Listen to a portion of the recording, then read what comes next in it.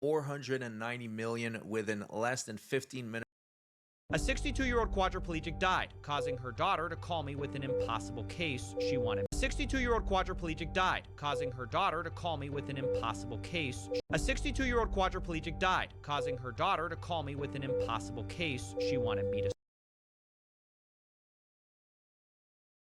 solve. I reached out to you because I'm a longtime follower of your channel. Last week, my mother had passed away.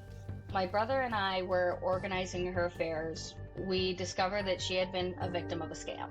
Appeared to be a romance scam of some sort that had been going on almost 2 years, since December of 2023 is the earliest that we can find evidence of it. She ended up in this scam sending more than $10,000, $15,000 in Bitcoin, crypto, to a scammer who she believed to be a Hallmark actor. My brother and I are not familiar with Hallmark movies, so we didn't recognize the name of the person that was messaging her. She had been getting these messages pretty much since the day that she passed. Hey, where are you? I miss you. And then as the days went on, it started to get more pressing, like, hey, I'm worried about you. And then there were like romantic terms that started popping up, like, baby, I love you. Now, from the moment I heard this story, it was heartbreaking, but I also thought it could be impossible, and I didn't know if I'd cover it for the same reason I almost never cover romance scams, despite them being a billion-dollar-a-year industry. It's because when a romance scam is done right, you can never find out who's behind it. But 3 things made Erin's case different. 1, she was organized and archived all her mother's emails and payments. 2, the scammer didn't seem to know that her mother was dead yet, which I thought we could use to our advantage. And 3rd, the scammer knew her mother was quadriplegic the whole time and exploited it. They acknowledge it over the email, and they're like, we understand you're on SSI and disabled, and like my mom gave them way too much information about herself, which just like made her a prime target. She's like, I'm bedridden, I'm in and out of the hospital, I have a fixed income of X. Like, she just unfortunately gave them a lot of information for them to use against her.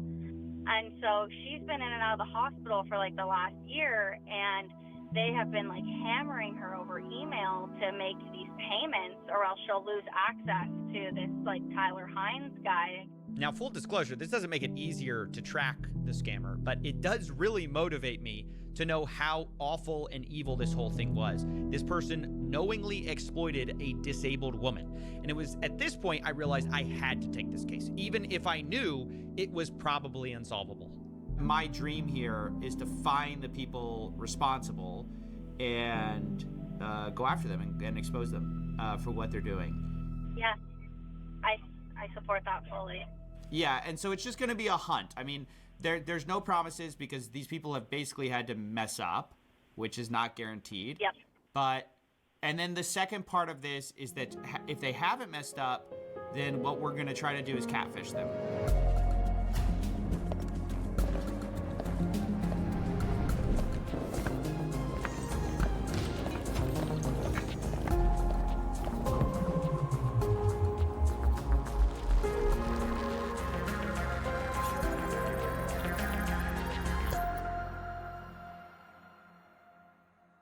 Now, before we can find and expose the scammer responsible for all of this, we have to do a review of the evidence and what we know. Let's start with who Erin's mother was.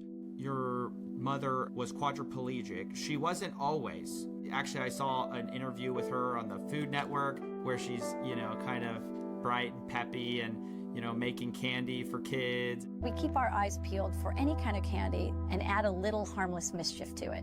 Our mother was a force to be reckoned with. Mom ran marathons. She was a very accomplished person, both professionally and personally. And so it was really devastating to her and her ability to control her life. Our mom was a rather competitive former gymnast, so always loved to throw a backflip or two. And just on an unfortunate day, somebody crossed her path and she ended up landing on her neck, and she was paralyzed at that moment from the neck down completely. She lost all ability to care for herself, down to determining her ability to take a sip of water. And this is when she found the internet, where she started to spend a lot of her time.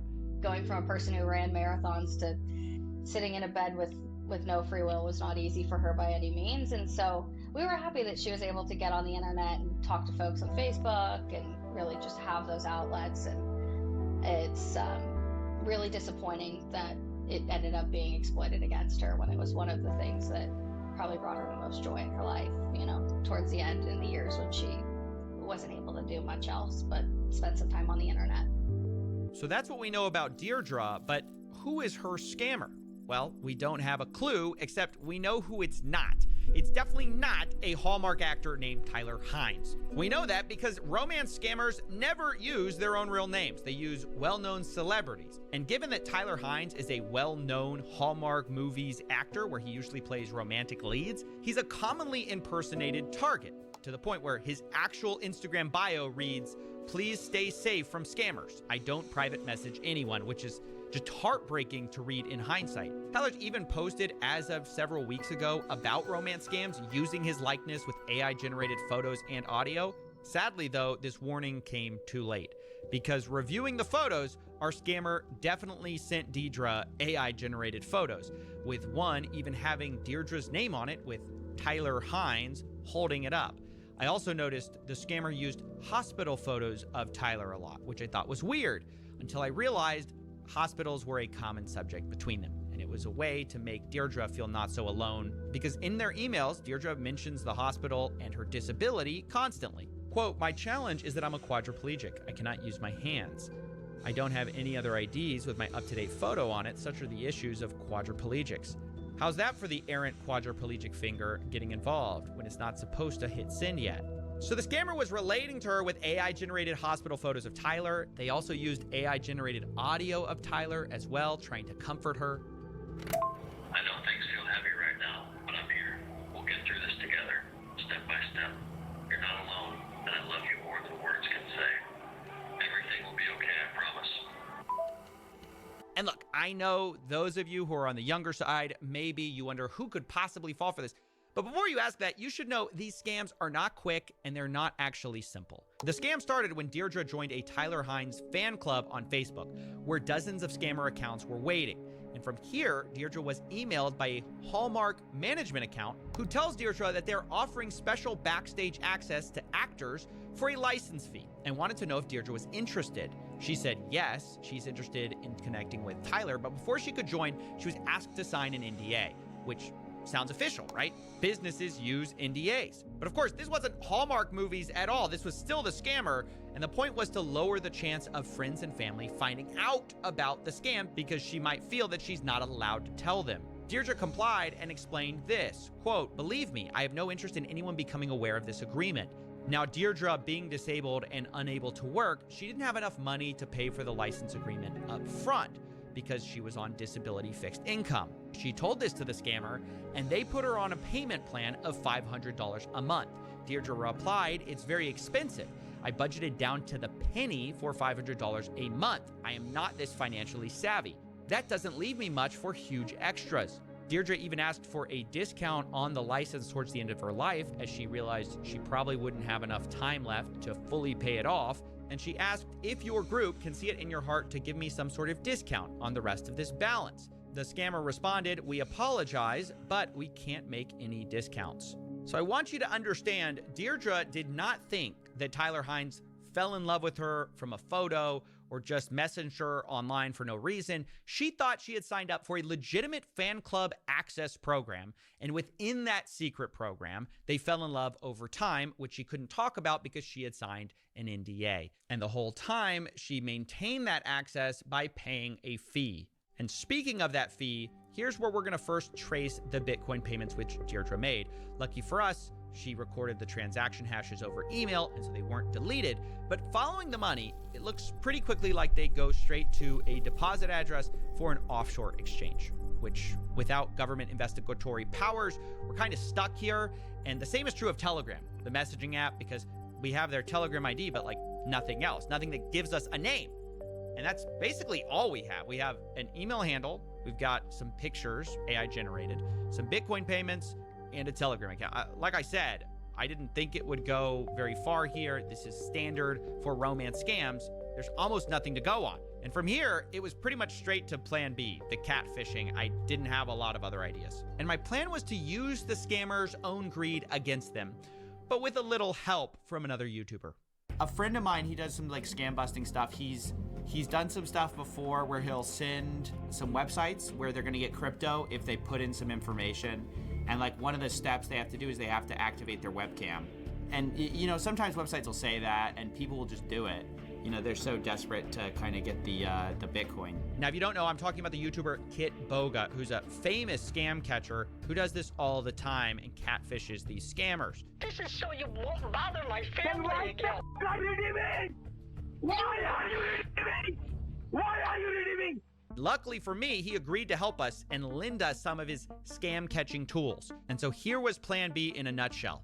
First, Aaron would send the scammer a picture of a fake Bitcoin receipt posing as her mother, who the scammer still believed was still alive. We would tell him that it was a lump sum payment for the rest of the license fee. It would have a unique code that when the scammer entered it on the special website, we would know it had to be them because no one else had the code, and then we would grab their IP. And that was just phase one, which honestly went perfect. Within moments, already the first IP log came in, it was from America, and then 4 more came in from Nigeria, which honestly isn't surprising because Nigeria is one of the romance scam capitals of the world. And finally, it geolocates us to the rough area we should be expecting here.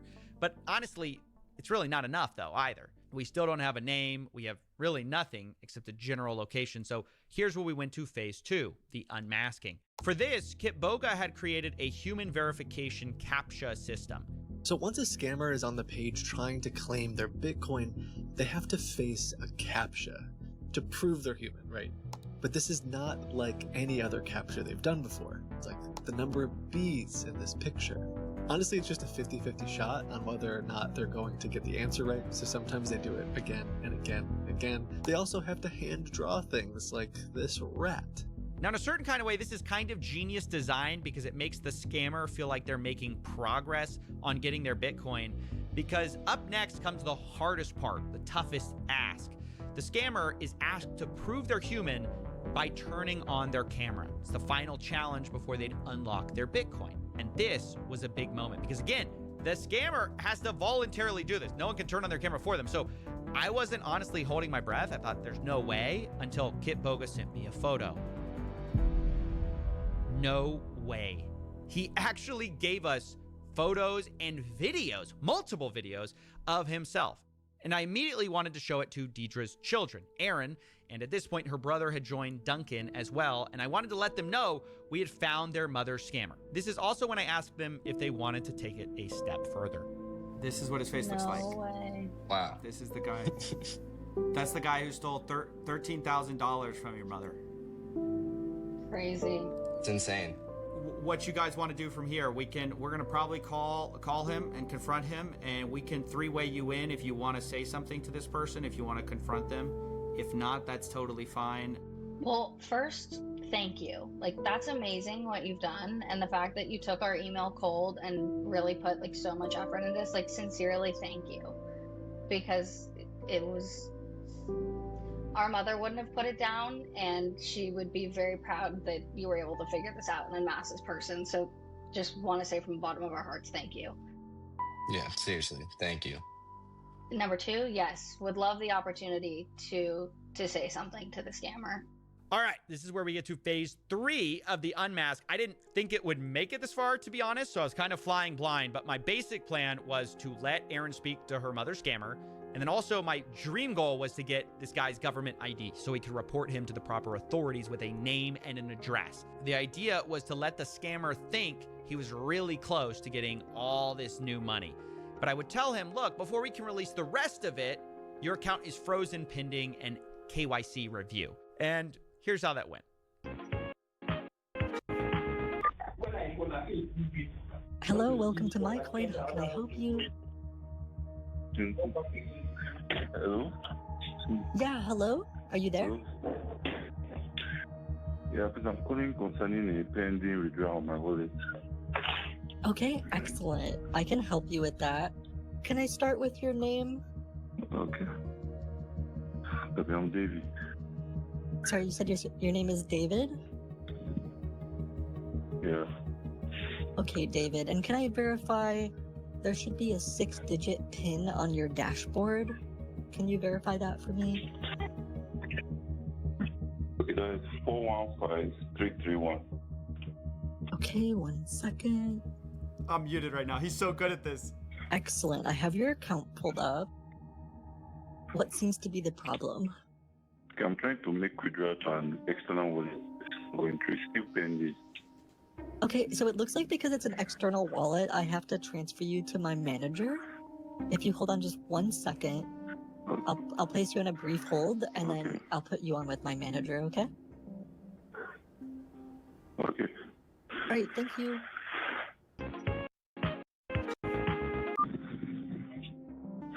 Hello, please, I'm trying to make a withdrawal to my external wallet. Still pending on my dashboard. Hello. Yes. This is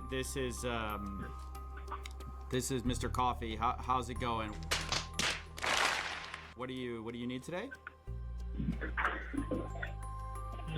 I'm trying to make a withdrawal to my external wallet.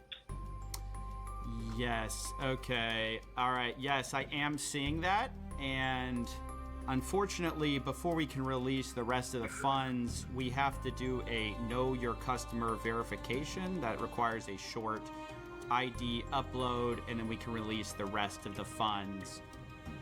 That is just per our protocol. I know you've done some kind of a webcam or something. I don't know if you have an ID you can provide, and we can release the rest of the funds. Oh, he just hung up. I don't know if he can do things on the phone while he's also going on the internet or whatever. Right. So Right. Yeah. Just have. We'll wait for him to call back. I'm gonna. Oh my gosh! I think we're gonna get this. Holy. Mr. Coffee? You said your name was Mr. Coffee? I froze. You're lucky I didn't say CoffeeZilla. I was freaking out. Yeah, okay. Maybe I wasn't the perfect catfisher. It was one of my first tries.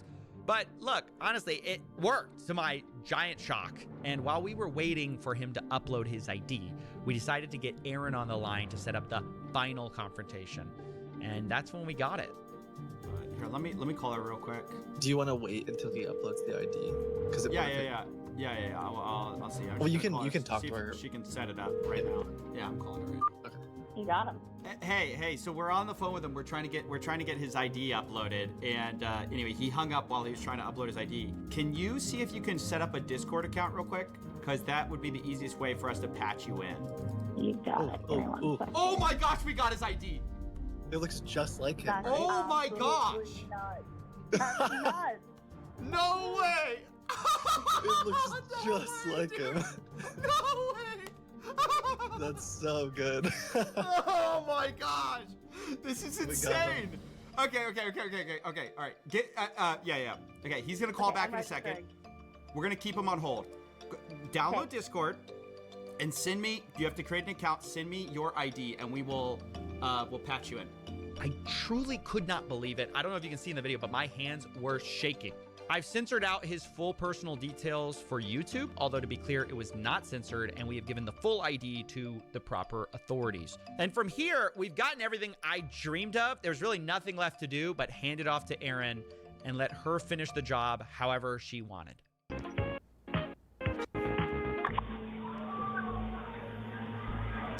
Hello, this is Mr. Coffee. Who am I speaking to? Yeah, speaking with David. I hope he's the manager. Oh, David, yes, this is the manager. It looks like actually we have a flag on your account. Hold on, I have to pass it to the vice president here.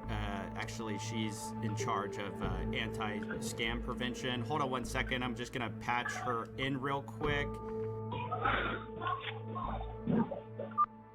Hey, David? Yeah. David, are you there? Hey, David. Or should we call you Yeah, Tyler I'm here. Hines, David? Because we've seen your extensive messaging impersonating Mr. Tyler Hines. And we see here you've actually defrauded a woman in the United States who is a quadriplegic bed-bound individual out of more than $15,000 just prior to her death. How do you feel about that, David? I don't understand. No, you understand. You've been messaging and impersonating an actor and defrauding a woman who literally can't even do anything in her life beyond use her phone. Can't give herself a drink of water. And you have pressured her and antagonized her into giving you money for almost the last 2 years. You tell her you pray for her, David. I pray for you. I'm an agent. I'm an agent. David, you're not an agent. You're I lying. am. I just provided my ID. I'm an agent. And what is your agency doing besides extorting and frauding vulnerable folks? That is not true. Then what are you doing, David? I was sent to receive an payment. I'm actually an agent. Okay. And if you're saying someone sent you and you're not the person responsible, who is? Sir, I can't disclose that. Well, if you're not willing to disclose who you're working for and what you're doing, then it's you taking responsibility for defrauding a woman who is literally on her deathbed. I never did that. I didn't do any of that. You wouldn't have the information that you would, and you wouldn't be calling us here if it wasn't you, man. Do you believe in God?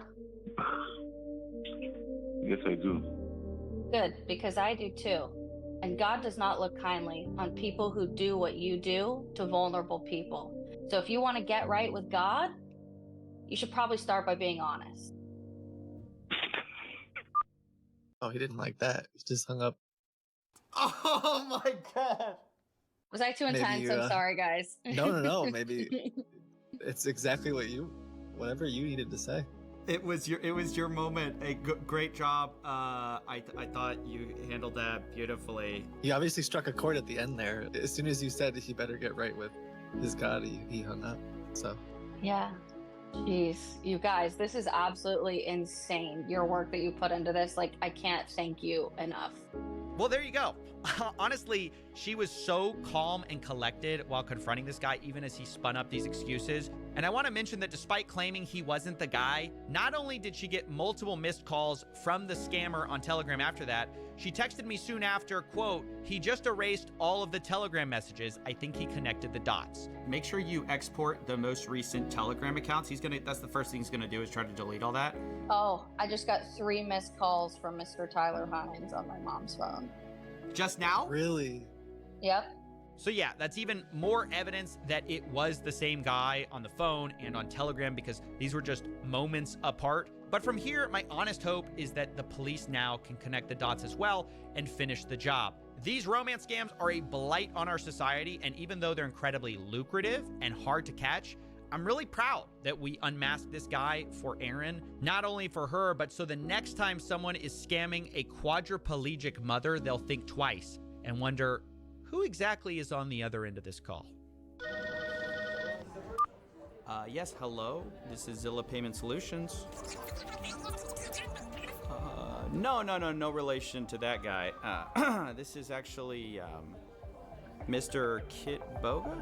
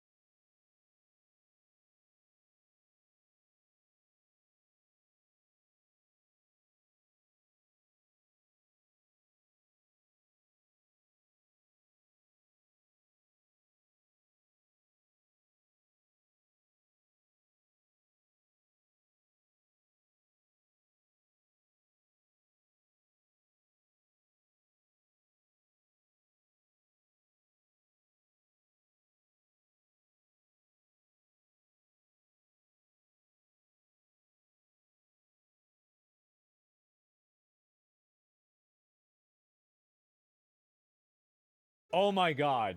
Asmon, if he has another girlfriend, that's a big if. Two options. You end stream and we discuss this, or I leave. Which one? What do you think, chat? Setting a sequential break. Chat? What do you think? That's so good. Oh my god. Asmon, if he has another girlfriend, that's a big if. Two options. You end stream and we discuss this, or I leave. Which one? What do you think, chat? Setting a sequential break. Chat? What do you think? That's so good. Oh my god. Asmon, if he has another girlfriend, that's a big if. Two options. You end stream and we discuss this, or I leave. Which one?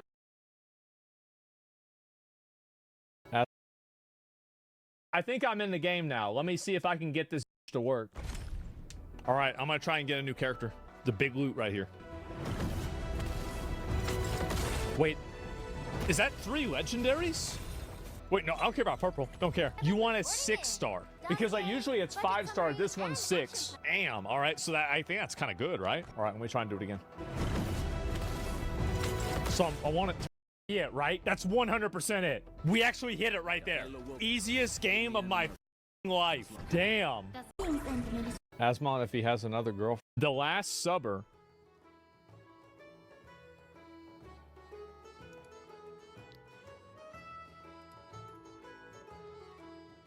So, isn't that in the original photo? Wasn't, if I remember correctly, who's Judas? I think everybody knows exactly who it is. What do you mean, who is it? And I also, isn't it weird the fact that, like, basically, if somebody saw this, I feel like they would believe it was real. The last subber.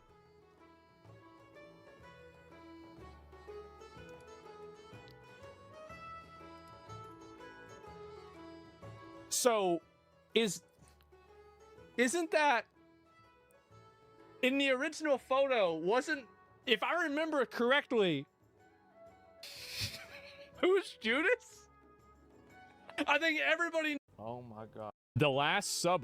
Oh my god, that's the good times. 0 add-ons. Yeah, I didn't play with any add-ons or anything like that. I just went and I played the game and had fun, and that's what it was. Yeah, this is actually 30 years ago, if you guys can remember that. Actually, the good old days. Yeah, I mean, like, Classic WoW was really fun, but I feel like it overstayed its welcome. And I think that people got a little bit weird about Classic WoW towards the end of it. So many people wanted it to be something that it wasn't. And I think that what happened is that it just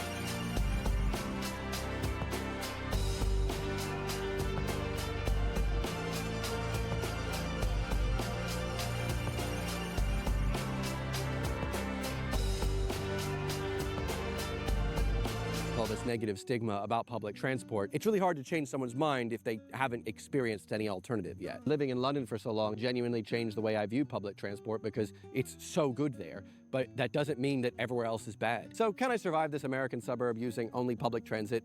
Yeah, bit slowly, but yeah. And hey, I know I was waiting a lot, but I could also relax on the bus and look at my phone. Unlike all the New Jersey drivers I've seen so far this week on their phones while driving, I'm actually allowed to do that on the bus. It's not endangering anyone. If you want to look at your phone while driving, maybe go on the bus. Otherwise, you're driving me crazy. Jesus Christ, the amount of people I've seen. But before I wrap this one up, let me just take a quick word to thank today's video sponsor. You might be wondering why I'm in the middle of the... So, how did the world get so ugly? Modern design has become boring. This video is extremely popular. People linked it to me. We're going to look at it. Here we go. I think it's all for resale value, personally. And manufacturing ease. Ooh. Oh, wow. Ooh. That's crazy. The pointy things. The modern world. I'm by the River Thames in London. Yeah? Now, it's a charming place where tourists love to come. Uh-huh. But why do they love coming here? Well, you've got views of iconic buildings like the Houses of Parliament. It's a nice place. And St. Paul's Cathedral. Uh-huh. But The that's not pointy all. things. Have a look at this. What's that? It's Is a that a typical street light? one lamppost. Do you like it? Well, it does its job. Yeah. But not much else. That's about it. But look over here at another lamppost. It does its Oh, job. wow. And a little bit more. Don't they have one of these in Elden Ring? It's details like Look these at that. that help make this such a charming place to be. Yep. But these two lampposts don't just look different. They represent fundamentally different worldviews. If you want to understand... Honestly, that's kind of true. I like this. This is good. Any society, don't listen to what it says about itself. Look at what it creates. Yeah.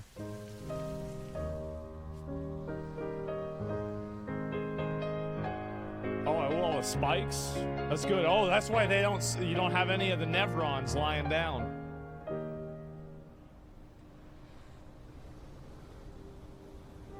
Smart. London's little lanes are charming now.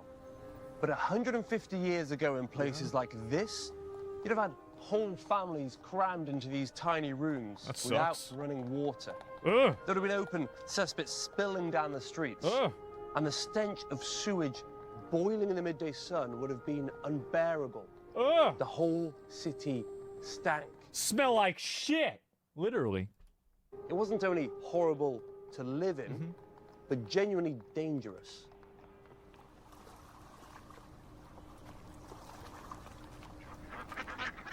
See, at Well, that they still point, have those. London had a problem. It was the world's biggest city. Its population was growing every year, along with the construction of new factories and mills and dockyards. All those people and all that industry produced a lot of waste. Yeah, of It had to go course. somewhere. Where did it go? The water. Into the Thames. Oh, I was right. Yeah, there you go. So it's a shit beach? That's it. Just dirt everywhere. Something had to be done. And it was an engineer called Joseph Bazalgette who stepped in to construct London's new sewer network in the 19th century. Oh, wow. Sewers which still carry London's waste today, rushing beneath me. So this legendary bald from years ago of an ancient age invented the best way to get rid of shit. very moment. And he also constructed this embankment that I'm standing on to replace what was essentially a stinking swamp filled with rubbish and human waste and eels. Yep. It's impossible to calculate how many lives he saved, how many millions of lives he improved. And he's commemorated here Good at for a him. memorial that no one ever stops to look at. Yeah. At least there's no graffiti on it. That's good. So they don't even understand. 1869. Holy shit. When Bazalgette's embankment was completed like 50 years ago. in 1870, it needed lighting, of course. Uh-huh. And so a public competition was held to design the lamps that would line this new promenade. This was That's a the winning map. design featuring these peculiar creatures. What the fuck? It's a little much. Yeah, this is like out perhaps. of Bloodborne. But what's clear is that the Victorians took great pride in their embankment and thought it needed appropriately grand and dramatic decoration. See, I mean, I do think the stuff looks cool. Like, that's really what it comes down to, right? Is like, do you want to live in a place that looks cool or not? I think this looks cool. That's what matters. These lamps were among the first public electric lighting in the world. At last? This was a radical, revolutionary new technology. Yep. Crowds literally gathered to watch them be lit up for Wow. the first time. What the iPhone was in 2007, Yeah, ooh, these ooh, lamps ooh. were in 1870. So they still have the... Damn. Can you imagine seeing this? Like, it's crazy because you look at it now and it's like, well, that's kind of cool. But, like, I bet you saw this, like, you know, I'm not memeing, right? 150 years ago, right? This would be, like, fucking... This is, like, magic, bro. What do you mean you can make it turn on with a light and you don't need a fire? It's like sorcery, yeah. But looking at it now, you wouldn't know that. Yeah.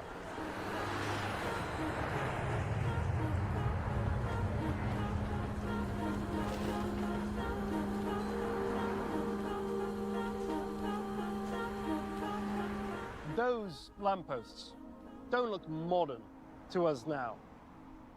They look quaint and old-fashioned. Yeah. Why? Because they are decorated.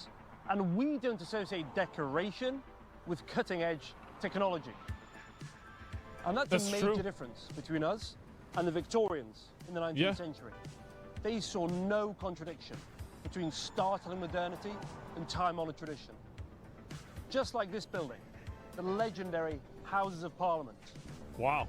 It was brand new once, but even then, it had been designed in an old and medieval style of architecture. Holy shit. Every technology becomes obsolete and outdated. But a good aesthetic, even if fashions change, can never become obsolete. That's true. It is definitionally timeless. I mean, we still have pyramids, you know, people still go to see those, and that shit was a long time ago. Those lamps on the embankment did their job. And even though more efficient and Yeah. better methods of lighting have been invented, they remain 150 years later. Yeah, people are gonna like looking at those, and I think really it's just cool, and I feel like that's enough reason right there by itself. You know, the blueprint history, who built it, I don't know. Pyramids are at least 100 years ago. I think like 500 years ago, actually. That's the power of good design. And it applies to lampposts, no less.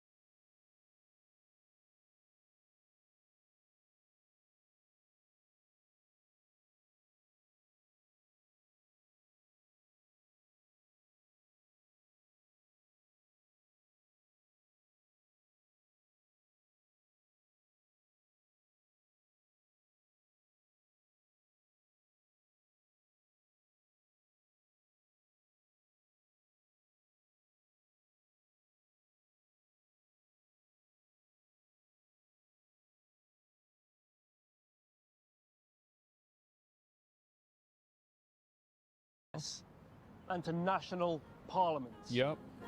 That looks badass. Look at that. Holy shit.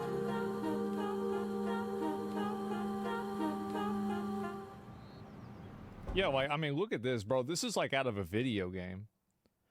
Like, they put all the effort and time into putting all this together and everything. Like, this is the, you know, this is like your culture, right? This is your country. And like, you want to have stuff that looks cool like this. It's true that we don't build stuff like this anymore, and there's not as much emphasis on it like there used to be. There's not at all. I think one of the other reasons is that they don't want to make stuff like this anymore because people fuck it up. That's another big component, I think, at least here in America. And so here, in the Houses of Parliament, everything we've been talking about comes together at last. Except that this is not the Houses of Parliament. What is it? I don't know what this is. It's an old sewage facility. A pumping station built in the You telling me this is a shit shack? Oh my God. I thought this shit was a museum. What? Century as part of Jet's new sewer system. Strange to think that this is infrastructure.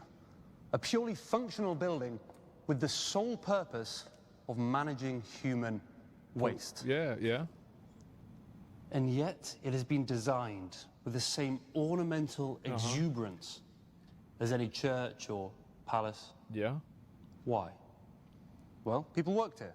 And why shouldn't people who work in sewers also... I wonder, like, because y'all ever had a situation where your internet goes down for like an hour and you make more progress on household chores or little things that you've had to catch up on?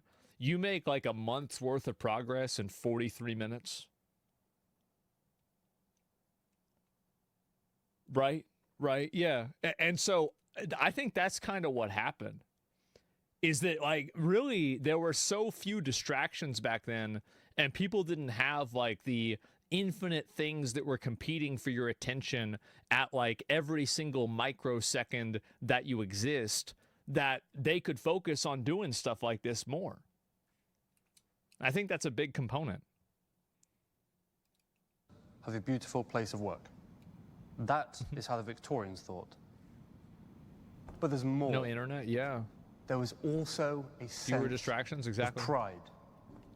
A belief that what they'd done here was worthwhile, that it meant something. Yeah. And the result, over a century talking about later, right now, yeah. is that this place, a sewage facility, is now a museum, a tourist destination. If you want to know what any society really believes in, just look at how they design their sewers. Uh-oh. Damn, look at that. They don't even have the pointy things. Just a few steps from the old 19th century Victorian pumping station. You know what all this reminds me of? It reminds me of like modern video game interfaces. You know, and like I never really thought about it like this. Like, let me see here.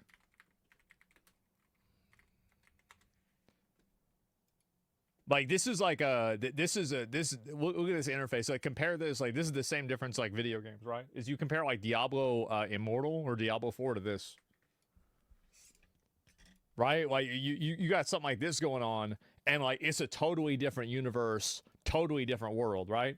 And like it's just the style and like the effort that's put into it is just so much better.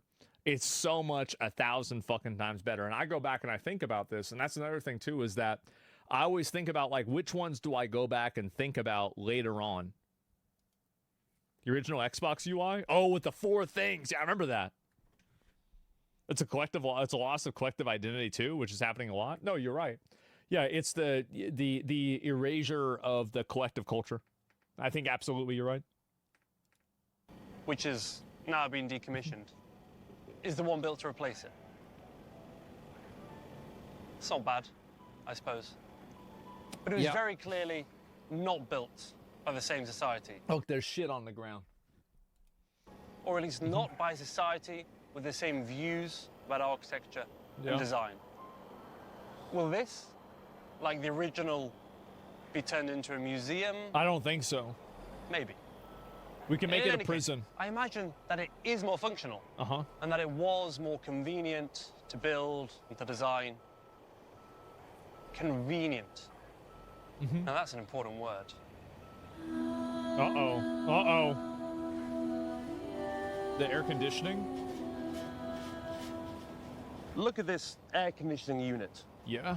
I think it says more about the modern world than anything else, more than phones or social media. Yeah. It's a miraculous technology, one that has changed magic, the world and honestly. improved billions of lives. Yes. Hence, we stick them literally everywhere. Right. But it's ugly. Ugly because it doesn't seem to express any belief in the idea that ordinary things can also be beautiful. But worse than ugly, it's boring. Now, it would certainly be a bit more expensive to make it prettier. Take a little time and care and attention. But these days, it seems that we would rather make more money to make things look pretty. Because nobody has any money. Maybe that's okay. Well, I think they probably had a bunch of functional stuff back then too that nobody gave a shit about, and it was just there to do something. But the problem is that it's the amount of it, the percentage of it was like that. Like now, everything is functional, interchangeable slop that has no identity or cultural value at all. And the only things that we have that are from that is like from like 200 years ago. But like, obviously it doesn't mean everything has to be like that. Survivorship bias? Exactly, yeah. So you can see, I hope. So like, it's not like, it's not 100% or zero. As simple as those lampposts, you can understand the Victorians in their entirety. They didn't have to make it look like that, but they did. Now, you might not think it's beautiful, but I don't think it was supposed to be beautiful. It was just supposed to be pretty. At least interesting. Good. Yeah. At least of course. Not Duh. boring. Yeah, it doesn't look like shit. In itself says an awful lot. Walking around a city, any city, and looking at its buildings and its infrastructure, you're not just looking at objects. You're looking at religions and principles, beliefs and ideas. These buildings, they don't just look different. They represent fundamentally different worldviews, clashing ideas about how we should all think, live, the fuck and was behave. that? And those skyscrapers say the same thing as our air conditioning units and sewage plants, that we have become a society of convenience above all else. Yeah, it's probably true. Yeah, people just care about being able, like, I think there's also like a degree of, I think that there's a lot less people that like kind of live in the moment. I think that there's so much focus on, you know, the next thing or some sort of, like, there's not really, I'm trying to think like the good word. I don't really know what the word is for it. It's not coming to mind.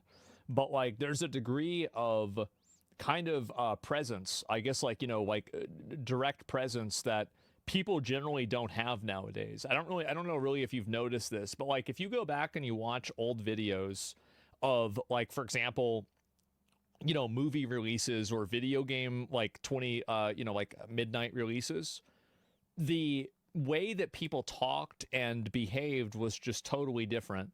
There wasn't constantly like a demand to go from point A to point B. Sometimes the journey was the destination. And I think that, I mean, really, it's kind of like an abstract thing to say. It could be kind of a slop thing to say. But I think it's also true to an extent that people treated the way that they went about their lives as their lives rather than an inhibitor to their lives. And I think that the constant fixation that people have on technology and social media and everything has turned it to be where, like, you very rarely have somebody who will like just sit and think. And this is something that I've always noticed, is that like whenever I feel like I'm like kind of losing it, right, in a way, I'm like it being a little bit crazy, one of the ways that I can tell that is that I don't really spend any time with myself. Like, people don't spend time with their self anymore. They don't think about, you know, like anything beyond just like what they're immediately consuming at that exact second. And I think that really, like, leveling in WoW, yeah, I mean, in a way, yeah, contemplation, yeah, like nobody is thinking about anything other than the next thing. People can't do nothing and be bored anymore. And I've done this before. Like, I'll be honest, right? I wasn't screaming it, but I've many times, whenever I've gotten to a red light, I've picked up my phone and looked at my phone while I was at a stoplight while I was driving. And it's like that type of mentality. And like, I know that, for example, like you guys probably all had a time where this happened, right? Where like you were driving and then you ended up just turning off the radio and you just sat there and drove and you just thought. And I feel like there's a certain like presence and like serenity to that, you know, modern life just doesn't have any sort of room for anymore.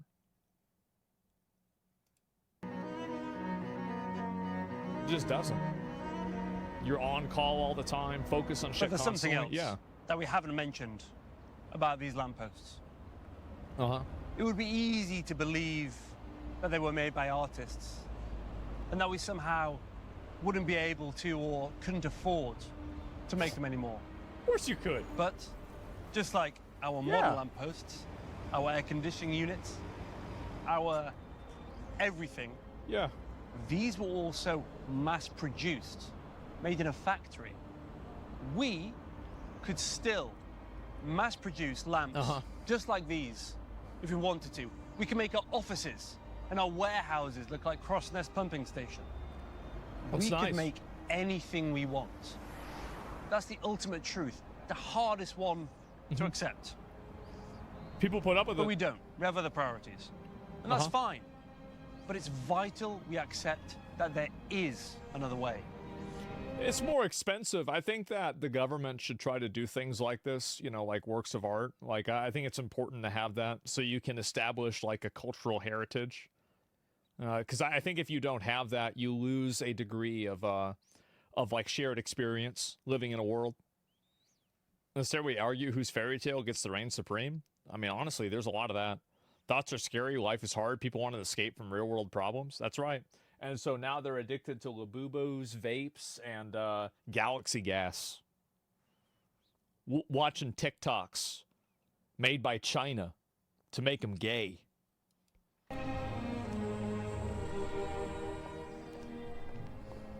Modern design tells the truth. Subscribing to OnlyFans. That we are technologically superior, and very efficient, but also a little bit boring and unimaginative. And it says that we no longer believe in the idea of ordinary beauty. Damn, that's or nice. in the Wow. idea of a public that deserves ordinary beauty.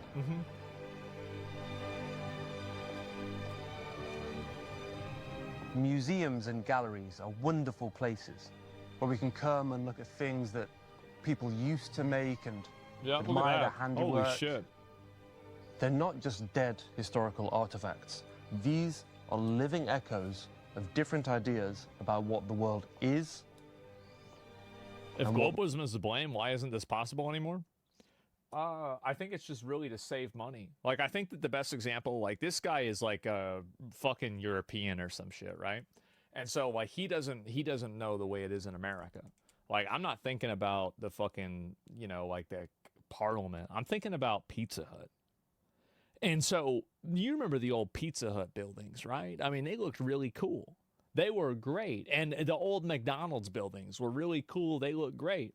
But the problem, and I think what happened really is that, and you know this, how many of y'all know, I said it earlier whenever I originally saw the video, I say it again, how many of y'all know a Pizza Hut that's now a chiropractor's office, a veterinary clinic, it's a, you know, maybe an accounting office, a law firm or something like that, but you just look at the building and you know that's a Pizza Hut. You know, at the old Pizza Hut. Now it's a CVS, right? Something like that. It's a dentist. Yep, 100%. A hotel, exactly. And so I think that what happened is that the reason why they have modern design for a lot of these buildings is because it makes it easy to resell them, and making everything uniform makes it easy to, you know, get a larger return on investment for buying property and making sure that your building is applicable to more types of businesses. I think that's what happened. That's another very big component. The world could be. But in the end, you can't Look at all live in a museum. It doesn't mean you can't have some nice shit. Now, why things have changed is a significant question. But that's It's for another money. time. For now, what's important is to realize that things clearly have changed. Yeah, it's way different And that now. we've learned this Way by different. looking at all the ordinary objects around us. Now, It's also easier to this isn't destroy about something. past Yeah. versus present. It's about learning from the past in order to improve the present. Yeah. And what the Victorians can teach us is that even ordinary, useful things can also be beautiful. That's true. Yeah, looks nice. Looks really nice. You watch an AI chiropractor video? I've seen some of them, yeah. Cinematic shots? Yeah, it's a good video. It's a very good video. I mean, in my opinion, I think that really that's the reason why it happens in the US is it just gets it gets them to make more of their money back. I think this is great. Yeah, this is a really great video. I didn't expect it to be as clean as it was. But now we're pushing AI to replace real artist growth. Oh, really? Wow, so they can make another one of those lampposts, right? The fucking plastic lampposts that they were showing in the video. Really good video. Should make a full documentary. Yeah, exactly. And I think that basic style is called brutalism.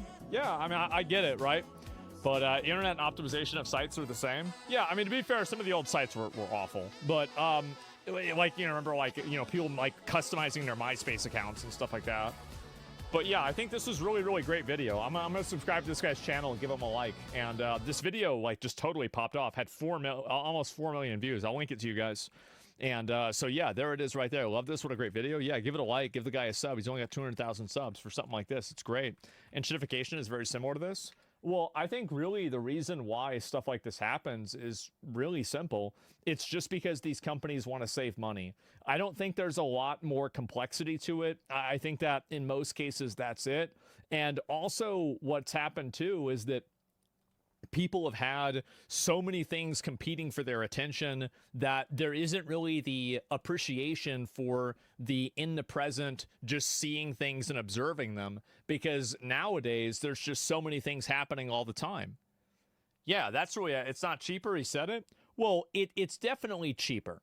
It 100% is cheaper, because even if you can mass produce something, mass producing something with a bunch of bells and whistles and pointy things and stuff like that, you're using more material. You need a more advanced mold to make it out of. Yeah, it's going to be more expensive even if it's being mass produced.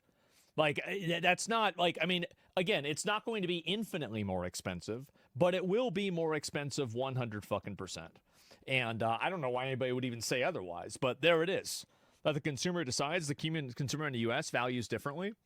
Well, yeah, but I think that's why decisions like this that are made, I think that they primarily have to be made by the government, right? I mean, these are things that the government should be funding, like things like, you know, like FDR did some of this stuff too. And, you know, in the past they did this as well. Like, you know, there's been many cases like after like World War I, they had like a water lilies painting that like I think Monet did for France. And so it was pretty popular, right? Everyone's competing for empty vanity. Yeah, it's just like one example. And so really, I mean, you can't expect average people to do that, but you can expect to have like a government that wants to create some degree of culture, right? Absolutely. So yeah, things change though. Yeah, I mean, they definitely have, but sometimes that's not necessarily a good thing.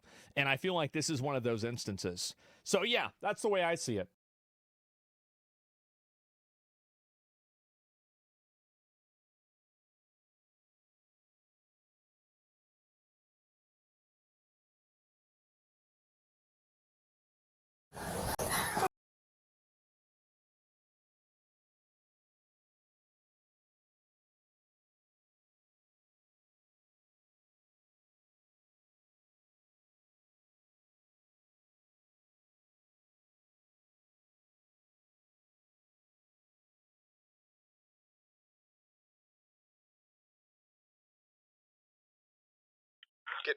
Getting ready for spring, for when spring.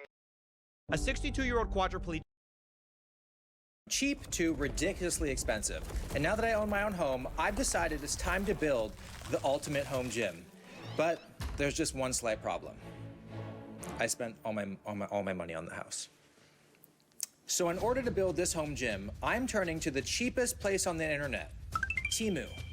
It's time to become a budget bodybuilder.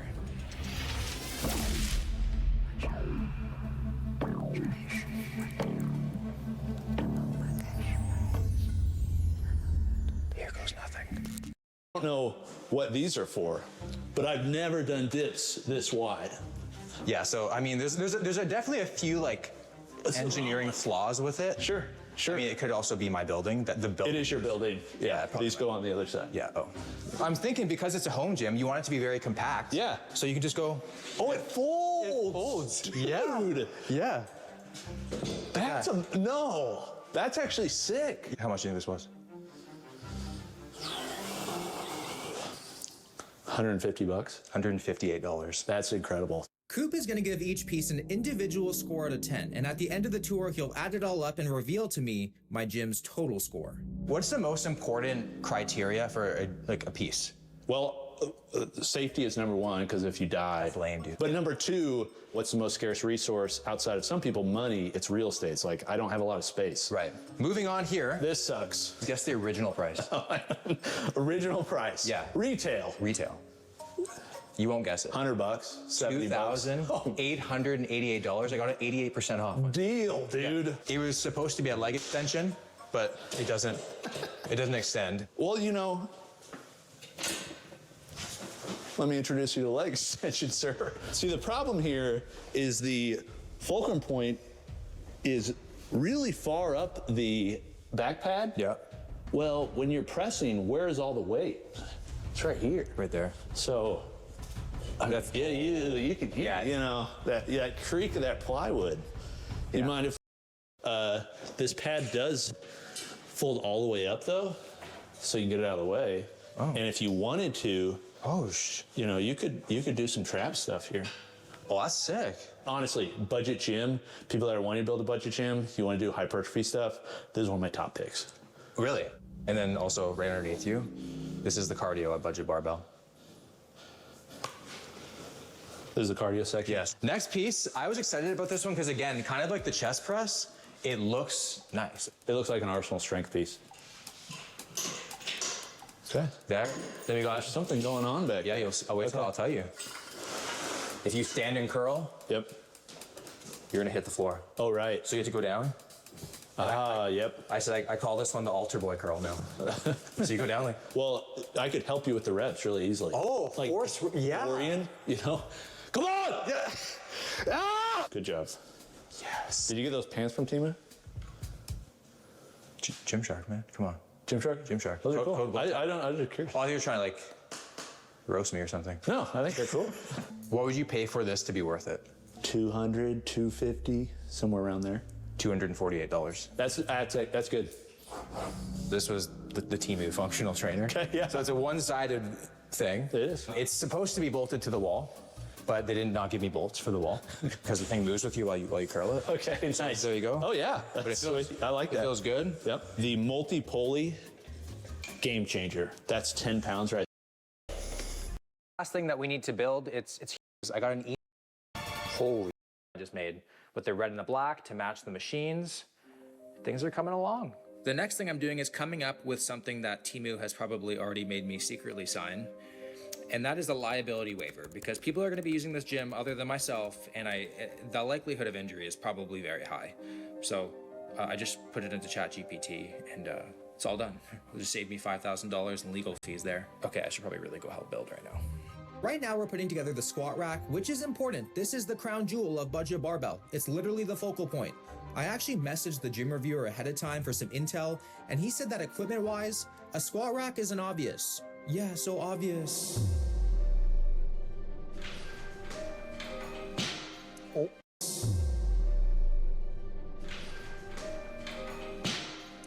It only took 3 men, 3 hours, 2 YouTube tutorials, and 1 minor mental breakdown, but the squat rack's done. Good job, guys. I just got some really bad news. I got an email saying that our barbell is running late. And I just feel like that piece is gonna bring this gym to another level. It's not a crazy machine, but I feel like our gym reviewer would appreciate it because it's just such a unique piece. And I really hope it shows up, but I'm not feeling that confident. Yeah, we're running out of time. Anyways, I got back to work, tightening bolts, lining up pieces, and pretending I fully understood the instructions. I was doing as much as I could, trying to look productive, while in the back of my mind, constantly anticipating the doorbell for my barbell. Day number 2 in the books, and it's coming along. I'm not gonna lie, it looks like the newest Final Destination set. Like, there's just so many ways you could probably die in here. Like, you could not pay me to hang off that bar, but you actually probably could pay me to hang off that bar. Even though the gym is looking amazing, I am getting extremely concerned that it's not gonna be finished in time. Like, we spent half the day on the lat pull down machine and it's not even done yet. We also haven't even started the biggest machine, which was the last thing I got, and I know that's also gonna be a full day thing. So I'm really hoping our gym reviewer is not flying all the way here for absolutely nothing, because that would just be mean. So this is gonna go all the way to the wire. I don't know why I cut it this close. Good morning, everybody. We have one more long day of building. Let's get it done.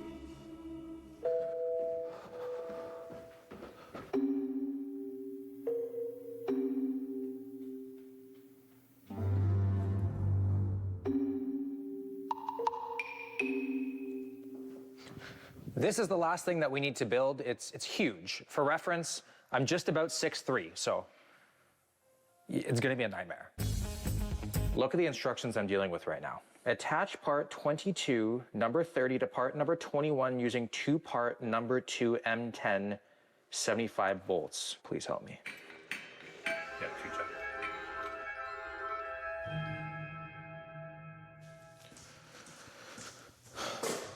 Guys, I cannot believe I am saying this, but the gym is done.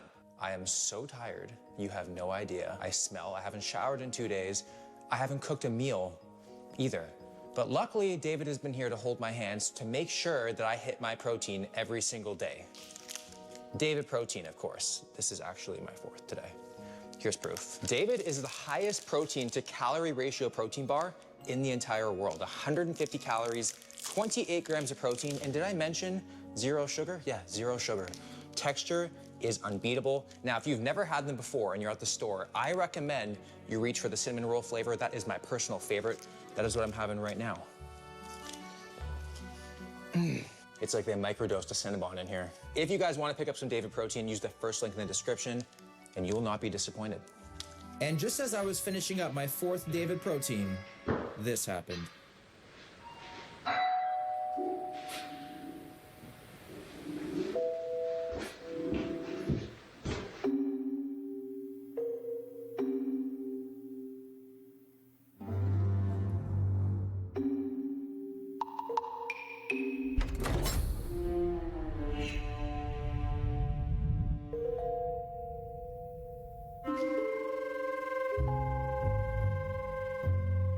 I literally cannot believe this made it just in time.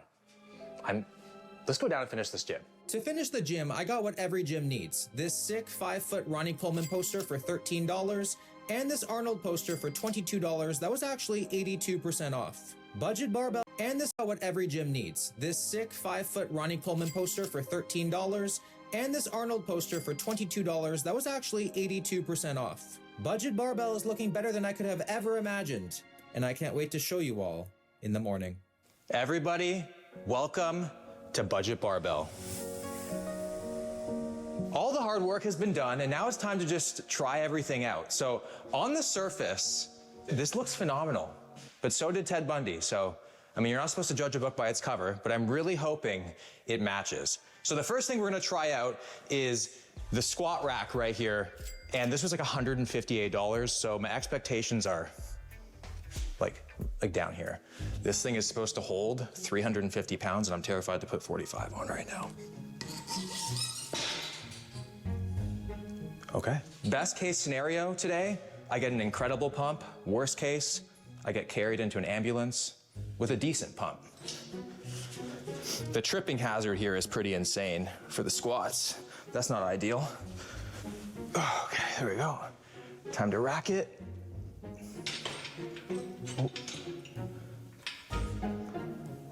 So we tested 135 pounds. Now I'm gonna do some pull-ups with 200 pounds and hope for the best.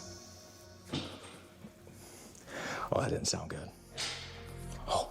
Not gonna lie, every single rep feels like there's a 50-50 chance that I'm gonna like pull this thing down instead of meet up, but it's nice, I like it. Next thing, we have our bench here, which is also a preacher curl. And then they marketed it as a leg extension. And then as you can see, at Budget Barbell, not only is leg day skipped, it's just canceled entirely. I mean, it offers very little resistance. So they should give me like an attachment just so I can isolate my pinky. That is way too shaky for comfort.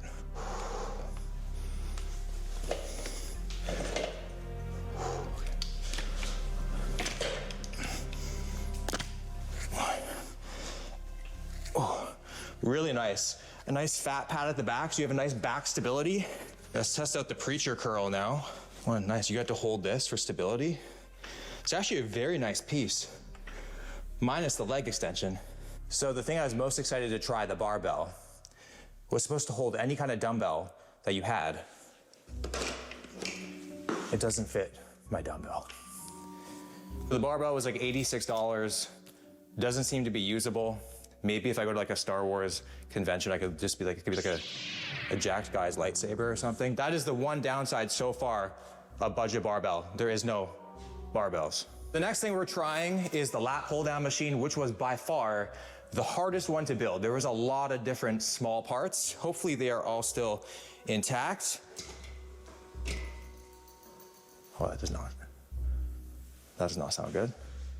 That sounds as sturdy as a canoe in a tsunami. Oh, this actually feels pretty good. The nice thing is, this seat isn't so far back. So what it does is it kind of forces you to maintain perfect form the entire time, not cheat it. Because if you cheat, you're just gonna fly off, head's gonna hit the wall, concussion. Then if you sit down, we got a rowing machine. And then we got the abs. This thing is a 3-in-1 machine, so we got the lat pull down, then the abs, and the rower. It does 3 things, not all 3 things incredibly well, but decent. The lat pull down was by far the best of the 3. Now we're gonna move on to the chest press machine.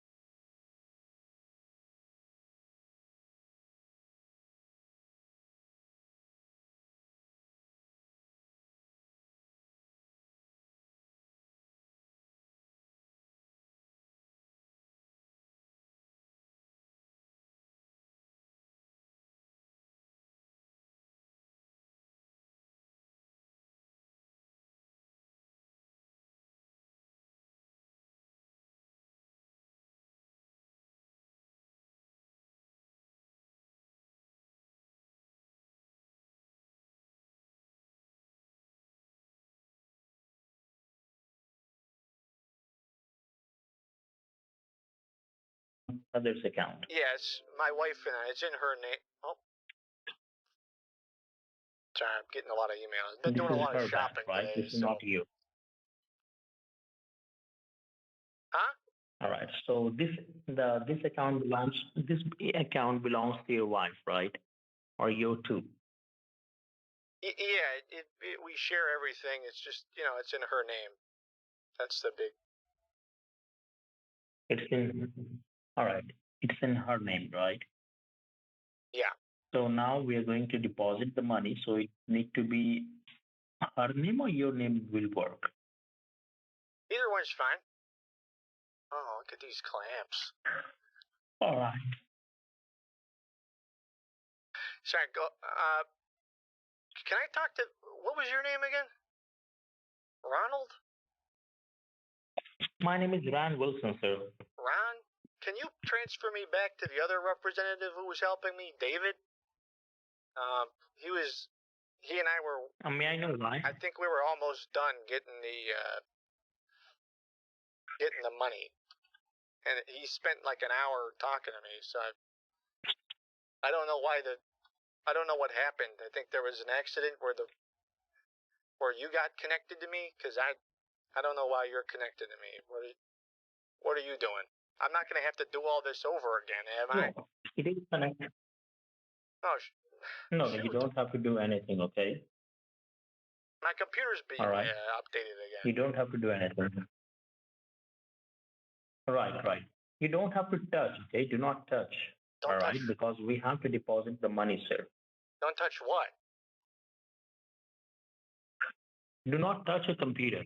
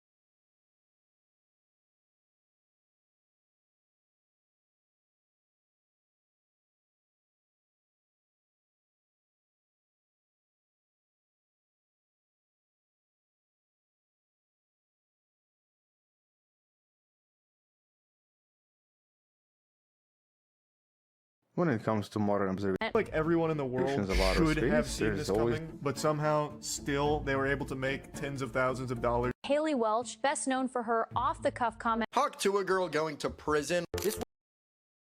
Due to mismanagement, but rather it was designed to perform that way. It says that insiders bought up large portions of the supply before selling 1.27 million in tokens just minutes after launch. The pseudonyms wallets orchestrating the scams were not random actors. Blockchain forensics revealed that the same wallets clusters funded, executed, or laundered proceeds from multiple other rug pulls, including Libra, M3, AI, and the infamous Trump snipe, the lawsuit states. The timing patterns, funding flows, and extraction method across these schemes are nearly identical. Libra was a token promoted by Argentine President Javier Milei, and it collapsed hours after launching. It has since found itself at the center of multiple lawsuits and legal probes, including one led by Berwick Law, which ties its team to First Lady Melania Trump's meme coin, as well as the M3 token launch, and President Trump promoted an officially licensed Solana meme coin in January that had its value tank a couple days after launch. Berwick Law alleges that these were all rug pulls and followed similar on-chain patterns to what was seen with Hawk. As a result, Welsh has been named in the latest amendment to the class action lawsuit due to her role in promoting the token based on misrepresentations about the token's potential utilities. The influencer's manager Forster has also been named, as the filing claims he was responsible for Welsh's branding, including the embrace of the Hawk token, and also promoted the meme coin himself. Finally, 16 Minutes LLC was added as a defendant, as it is the operating entity for Welsh's career that signed the monetization agreement, the filing states. Honestly, you can't make this shit up. It's pretty unbelievable. The self-snitching is just something else. Like, lady, you gave them all the information they needed to put you in the lawsuit. Like, it's so stupid. But then again, like I said, it's not really surprising. So that's the update on the Hawk Tuah girl, live streaming to 9 people, facing a massive lawsuit. It's not looking good. But like I said earlier, I want to update you guys on the lawsuit that I'm involved in. I'm a defendant in it, and it's complete nonsense. For those who don't know, I was sued by this nuisance streamer called Denver Metro Audits. Now, this guy, in my opinion, is a very strange individual. He advocates for the viewing of pornography in libraries. And have any of you heard of me watching porn in the library? I have, however, said that the benefit of banning it doesn't outweigh the risk to pornography in a library. Banning pornography, the benefits don't outweigh the risk. And in my opinion, last month he posted a video of him harassing a mentally disabled woman. He saw this lady, he got into a confrontation with her, she walked away from him, and then he followed her to continue the confrontation so he could get more clicks and views on his channel. Now, this video is truly disgusting, and even his audience called him out for his absolutely vile behavior in that video. And I'll leave the link to his video in my description, because I don't want you to take my word for it. Go check out for yourself. Do you think he was harassing this mentally disturbed woman? And then come back over here and let me know. But besides that, this guy, I've been calling him out for years. I really don't like what he does and how he, in my opinion, preys on people. And lately, he had a problem with me using his videos, doing fair use transformative videos, and he filed a lawsuit. So far, this lawsuit has cost me $24,000. That's why we did a GoFundMe, but I'll talk to you about that in just a moment. There has been a really good development because I was able to find a clip from 2022 where he appeared on my live stream and gave me permission to use his videos. He said, and I quote, "I am not going to sue you.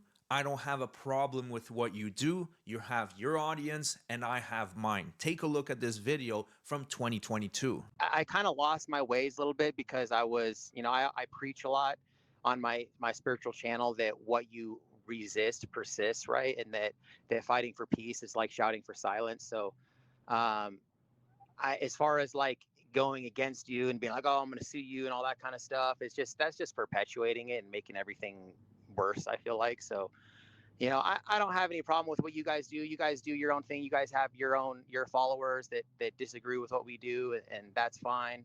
And I don't have anything against you guys. You guys do what you do, and I do what I do. So I just found out that we still had access to this video in my StreamYard archives last week. So now that we have this video, I sent it to his lawyer, and my lawyer explained, like, look, you're probably going to lose, that you should maybe drop this case because my client clearly had permission. On top of that, he had written permission, and his lawyer didn't want to drop the case, even though he knew very well that they are most likely going to lose when it gets to trial. So in my opinion, their last plan that is available, the last ditch effort, is to hope that I run out of money and I'm not able to get to the trial. And that's why we started a GoFundMe, because we raised about $20,000 on PayPal. But then I realized, you know what? A GoFundMe would have more transparency. People can get updates, and it will just be easier to track for the audience and for myself to see how much money is coming in and how much money is going out. So if you guys do want to help with the GoFundMe and our legal fees, I really appreciate that. The link is in the pinned comment and in the description. You don't have to, but if you have a couple extra bucks and you want to help us, it means a lot. Thank you so much for watching. I'll keep you guys updated on both situations, the bullshit lawsuit from this Karen and also the very real legitimate lawsuit against Haley Welch. So thank you so much for watching, and I'll see you guys on the next one.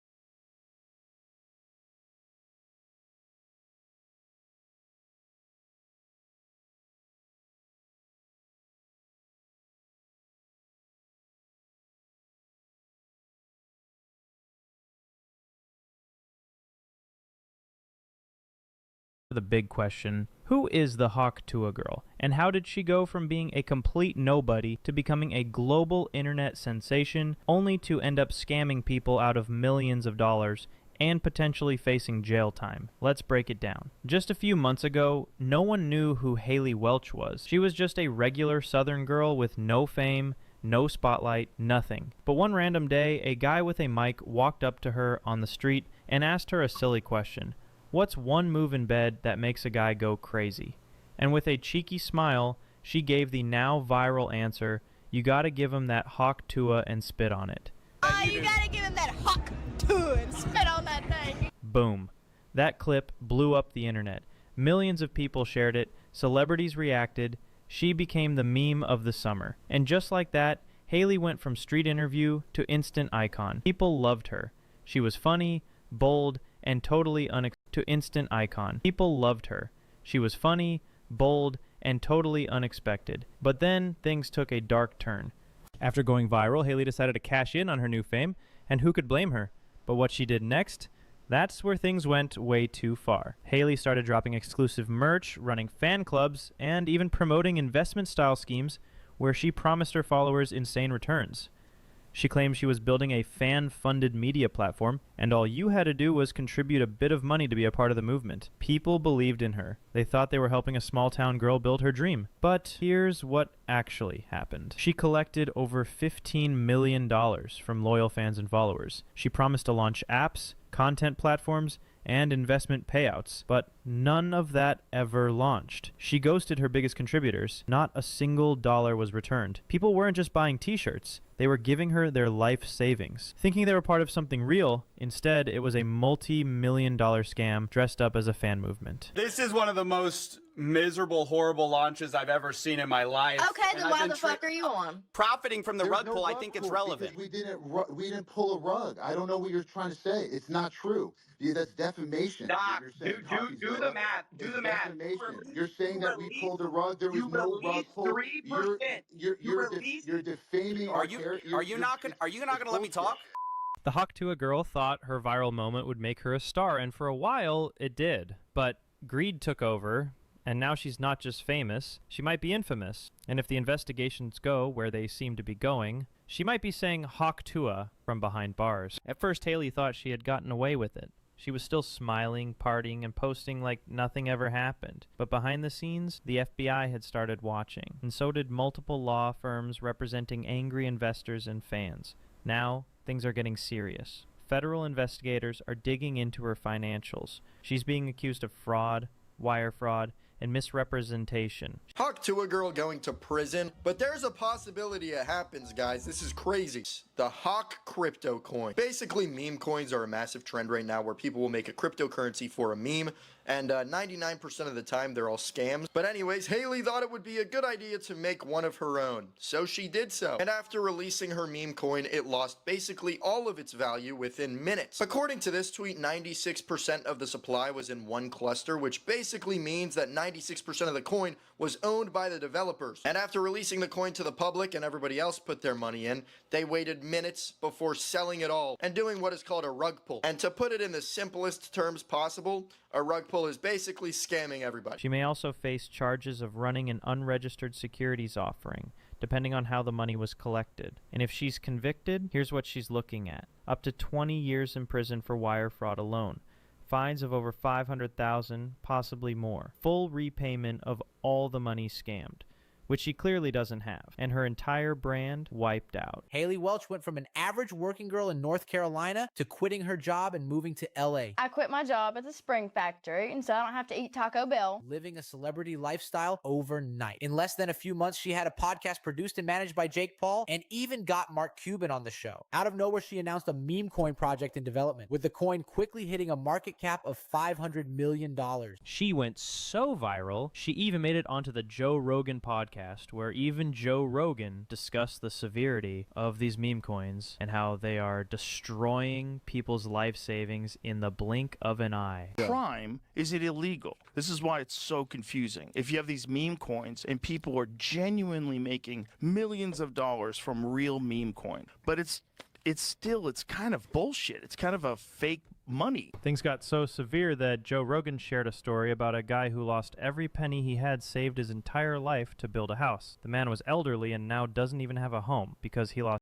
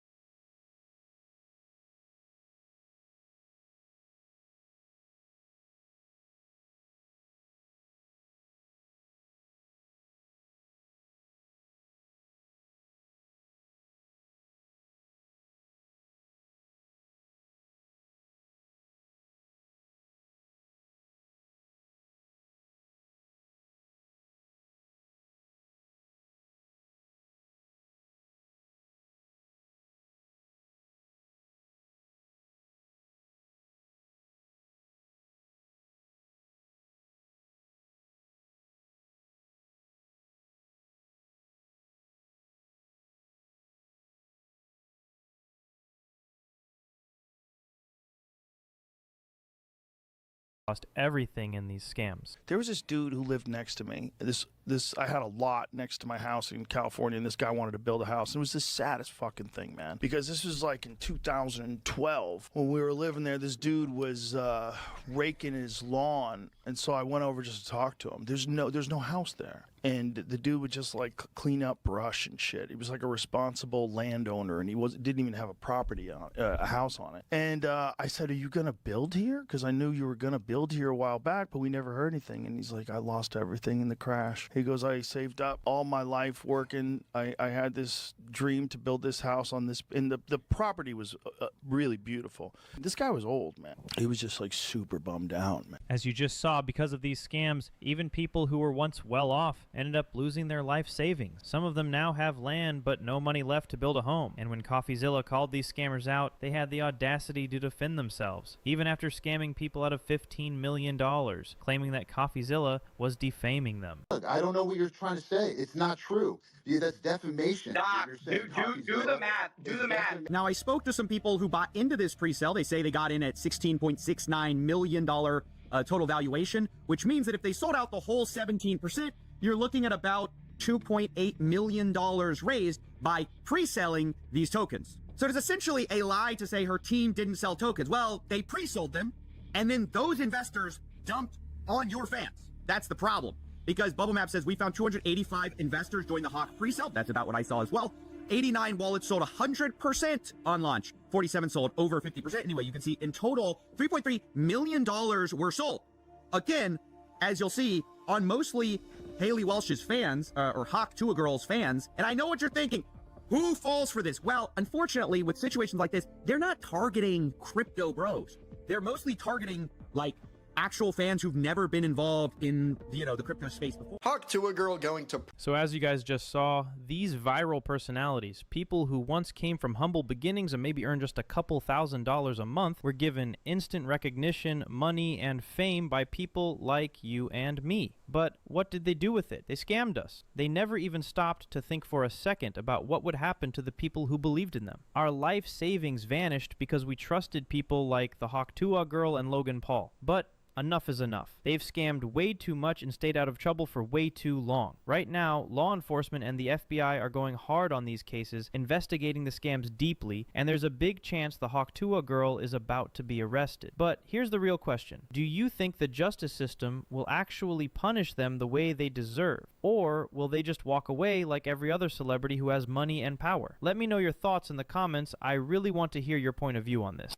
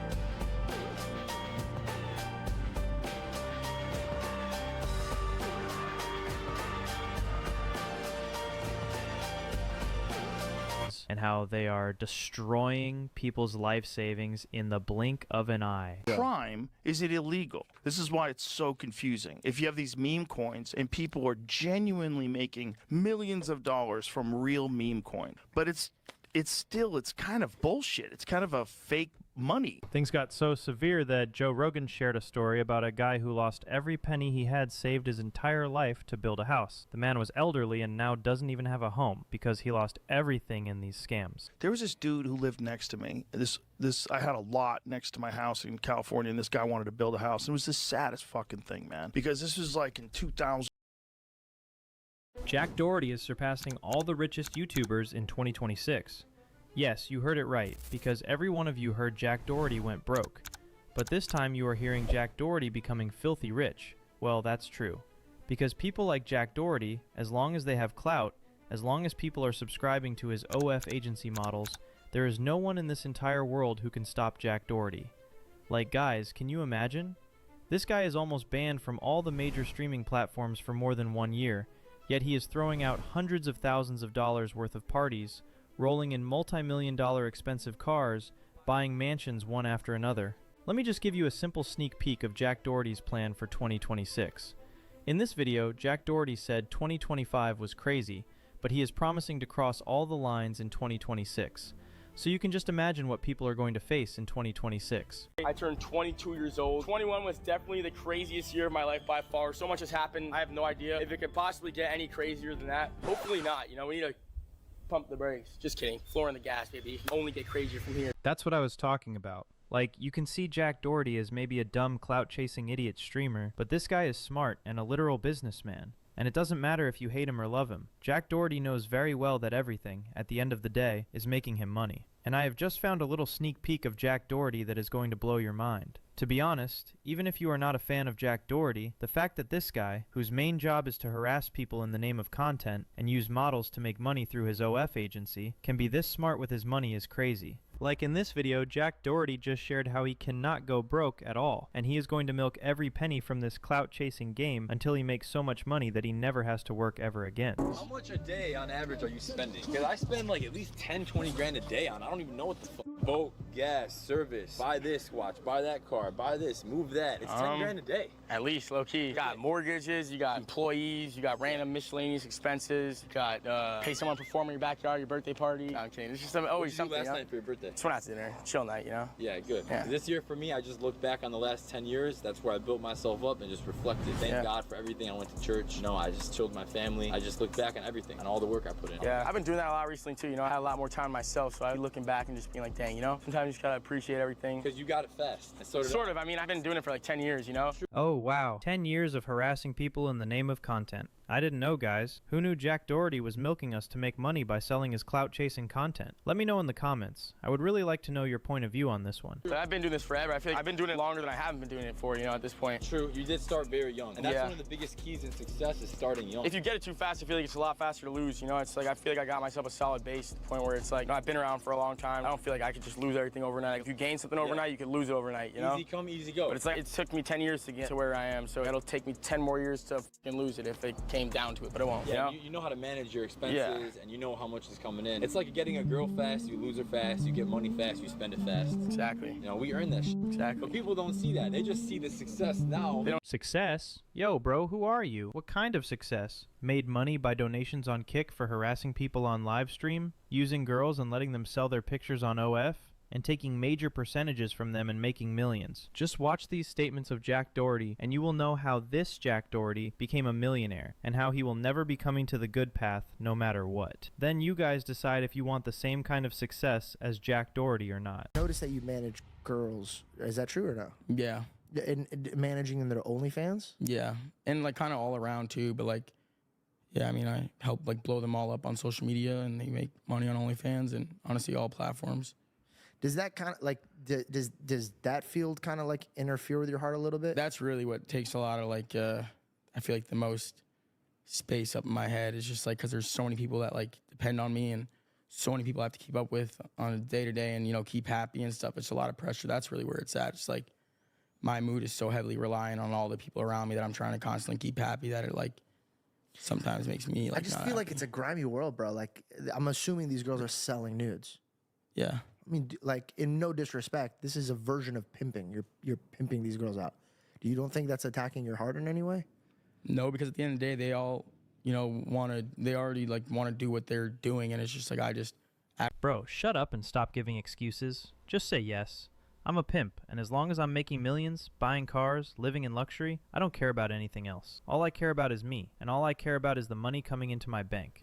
They already like want to do what they're doing, and it's just like I just actually make the money doing it, because there are so many girls that actually do OnlyFans and make, you know, $0 and stuff, and they're doing it all for what, you know?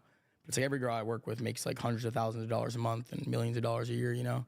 Can you imagine? The girls Jack Doherty allegedly works with make hundreds of thousands of dollars per month. So imagine how many girls he might have. It's a lot. I'm sure you've seen many videos from Jack Doherty's parties, so it makes you wonder how much money he could be making through these girls. Like, guys, can anyone tell me, is this even legal? What is going on? Yeah, but I think you're smart enough now to know that money can't like make you happy. Like you have a watch that's more expensive than any car I drive.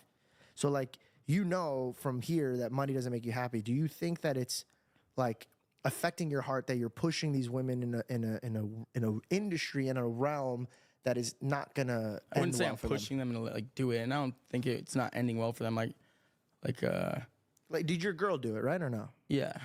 Was she doing nudes? Like not like showing her actually, like not like actually showing her. Here, in my opinion, Jack Doherty is lying because there are things on the internet that say otherwise. And by the way, this is where George Janko basically exposed Jack Doherty with one question. A question that made Jack look like he might be using others for money, while he would never, ever let his own daughter do any of this. So like that in its general, like how did that make you feel? That like your heart was like, that's my girl, but she's also doing those pictures. Was she doing that before she met you? Nah. We were together for like 6 months before we started any of that. Okay, so like let's just stay there. Like how did that feel with you? Like were you like, do you know jealousy in your heart of like, hey, that's no, my like it was like it was like on it, like I don't know, like we both were. Well, it wasn't You just think of it as a business. Yeah. I think it just gets tough in these type of industries, bro, because like it weighs on you, and you might think it's not weighing on you, but I think like for example, would you want your daughter doing that? Probably not, no. So then how could the mother of your daughter, for example, your father set a good example for you. You modeled after your father. He went from building roofs after roofs, putting a roof above your head, and now God willing, whatever the relationship between you guys happen, it's in God's will. But like, say you marry her. You wouldn't be proud of the fact that your wife was doing that, because then your daughter's going to do that. So if you don't want your daughter to do that, unless you make enough money to where your daughter doesn't have to do that. I mean, that's the whole goal with all this. So yeah, but my guy, you have 35 doors. Your daughter didn't need to do that before she left your nutsack, dude. Like you know what I mean? She doesn't. She won't. She'll never. My daughter will never do that. Like, that's what I'm saying. So don't let her mother do that. Yeah. You get what I'm saying? Like when True, hey, I can start from scratch now. What's up? No, yeah. And by the way, I'm not saying that there's girls damaged goods. I'm just saying like just fix the direction of where your guys' steps are. This is my advice, bro. I don't think there's so much to change, because I think you're a strong-minded man. You'll be able to do good things. I think you should just clean up things that are morally wrong. I know that you're making money off of these girls selling their nudes, but bro, they have fathers that are just absent. And at the end of the day, bro, when we imagine their absent fathers seeing them do this for only a couple grand a month. And imagine their absent father seeing him do it for a couple $100,000 a month. See, that's the main reason our parents taught us to never argue with someone who is dumb or acting like an idiot. Because you're never going to win. And here, see what George Janko tried to tell Jack Doherty, and what Jack is doing. So yes, people like Jack Doherty, in my opinion, can never go broke unless people like us stop subscribing to his agency, and stop falling for this stuff. Otherwise, Jack Doherty will keep milking us and becoming a millionaire, and we will be the ones making people like Jack Doherty rich while we end up with nothing. Guys, let me know in the comments what you think about this. And before I go, I would like to ask a question. Do you guys think Jack Doherty can ever go broke or not? Let me know your point of view in the comments. And please like this video and subscribe. I will see you in the next one.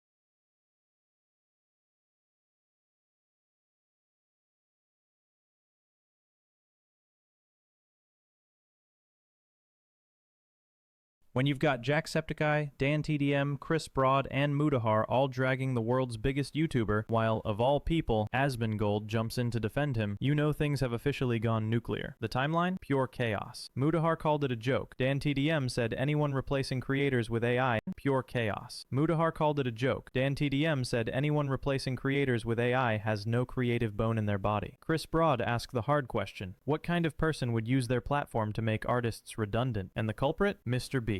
Mr. Beast launched an AI website teaching people to literally copy other creators' thumbnails and profit. Copy a URL from any YouTube video. We'll just paste this one I have here. And in the prompt box, just tell it what to change in the thumbnail. That just made things worse. People started exposing him even more. A how to steal creativity course dressed up as innovation.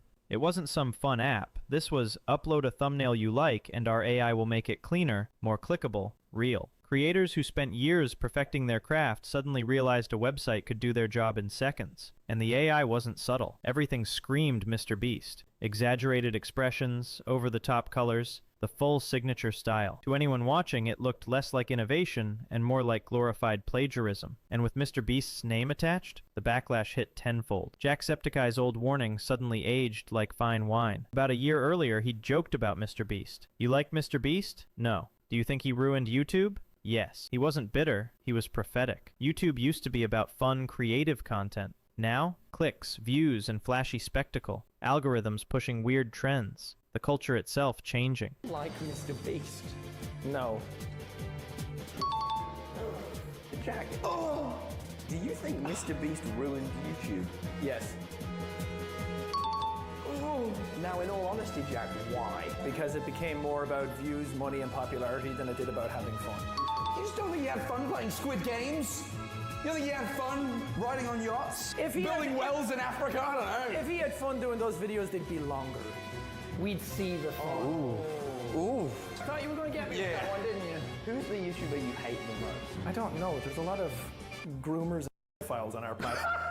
Then came Lunchly, a healthy alternative to Lunchables, co-launched with KSI and Logan Paul. Perfect branding, but the reality? Sodium and sugar still high, preservatives intact. It promised a salad, delivered a fried chicken sandwich with a lettuce leaf. So you get double the amount of liquid. Prime has no sugar added, more electrolytes, and more B vitamins. Crunch Bar.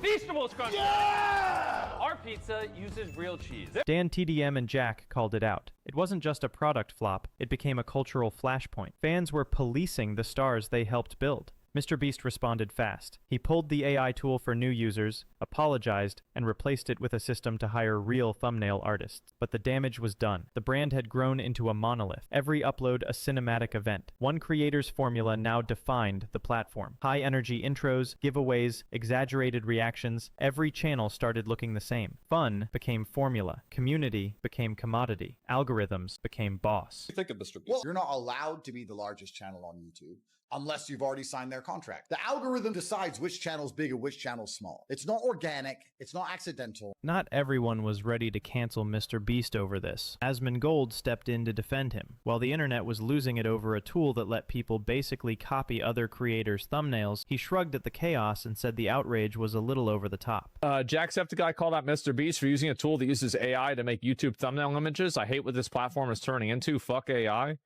I just this is in my opinion, bro, I saw this, bro. So Mr. Beast goes and he tweets something out. I think that the anti-AI hate is the most forced fucking thing on the internet. It is the most forced fucking thing on the internet. And all it is a bunch of creators and artists that are trying to get their audience riled up against AI because they don't want to get replaced by it, right? It's so annoying. It really is. Jacksepticeye represents the scrappy human side of YouTube. Messy, personal, real. When he critiques AI tools or kids' snack products, it's not jealousy, it's a warning. The AI thumbnail controversy made the tension undeniable. YouTube's creative identity was being boiled down to a template. And yes, Mr. Beast never told anyone to copy him, but success redefined what success looked like. The platform rewarded replication, punished originality. It doesn't stop there. As people dig deeper, more shady scams of Mr. Beast are coming to light, stuff no one ever talked about before. Remember when Mr. Beast launched his biggest charity and humanitarian work, making himself look like the king of generosity? Well, people are now forgetting what he secretly did behind the scenes. The real expose started when a creator named Dogpack dropped the bomb, exposing all the fake drama in Mr. Beast's challenge videos and revealing how much of his content is scripted and staged. And that's not all. Dogpack also showed how Mr. Beast has been ruining the careers of other creators behind the scenes. Mr. Beast fakes his videos in ways that are worse than you realize. I say that because he's been exposed for faking videos before, and the common response is, why does it matter if the videos are fake? They're just meant to be entertainment. A large part of Mr. Beast's brand is the fact that he doesn't fake videos. I remember when I first started seeing your videos, I was like, this shit's gotta be fake. Oh yeah, it's a dude, huge so- problem for us now. I actually have to dial back my content sometimes just so people think it's real. But also, if what we had to film was scripted, you know, because what we do is not scripted, so you have to plan for a bunch of variables that you can't control, blah, blah. If what we did was scripted, holy shit, this stuff would be easy to pump out. Have you ever faked a video? No. But this train track is CGI, these bus wheels are CGI, this explosion is fake, this shredder is CGI, this car is digitally lifted, this pit is fake, this guy is fake, this raccoon is a paid actor, this island costs more than $1, this city is not abandoned, these buildings are CGI. So when people see these kinds of exposes about Mr. Beast, the guy who always talks about helping new creators, are they really seeing a scammer instead? First, there was the controversy about his videos being fake and scripted. Then came the crypto scam that hardly anyone knew about until CoffeeZilla exposed it next. It's like one scandal after another keeps piling up, and now everyone's asking, who is Mr. Beast really? I have gone to Mr. Beast's team to try to fact check this story extensively, and they declined to fact check or comment on my many questions. Instead, they gave me a statement, which we will get to. Secondly, I have a bit of history with Mr. Beast. I interviewed and spoke positively about him in the past, but also his new co-founder is suing me, and his other co-founder threatened to sue me. CoffeeZilla also revealed that Mr. Beast wasn't fully involved in the crypto scam directly, but he still made money from it. And the promotion came straight from his co-founder KSI. And you already know, KSI, Logan Paul, and Mr. Beast are now being called the kings of the scamming community. In the end, everything Mr. Beast has hyped up is now looking suspicious. Whether these allegations are actually true or not, the controversy and criticism won't just disappear, and they're not going to make things any easier for him in the future. From lawsuits to scam allegations, from public hate to accusations of fake content made only for huge views, it's all being talked about now. Not just on YouTube, but on television, in the news, and across the entire internet. So what do you think? Is Mr. Beast actually a scammer, or is this all just a reflection in the mirror? So where does this leave Mr. Beast? The man himself still has heart, massive charity projects, insane videos, and moments of genuine creativity. But the brand? That's a different story. It's a machine, shaping not just YouTube, but how creators chase success. From AI tools that blur the line between inspiration and theft, to products that overpromise and underdeliver. Crypto moves that raise serious questions. This isn't just drama. It's a wake-up call for creators, fans, and the platform itself. The real question now isn't whether Mr. Beast will recover. It's whether YouTube can survive without losing its soul. Because when one creator defines the rules, the rest of the ecosystem plays by them, whether we like it or not. So, what do you think? Is Mr. Beast the visionary changing YouTube, or the cautionary tale we all need to watch? Drop your thoughts below.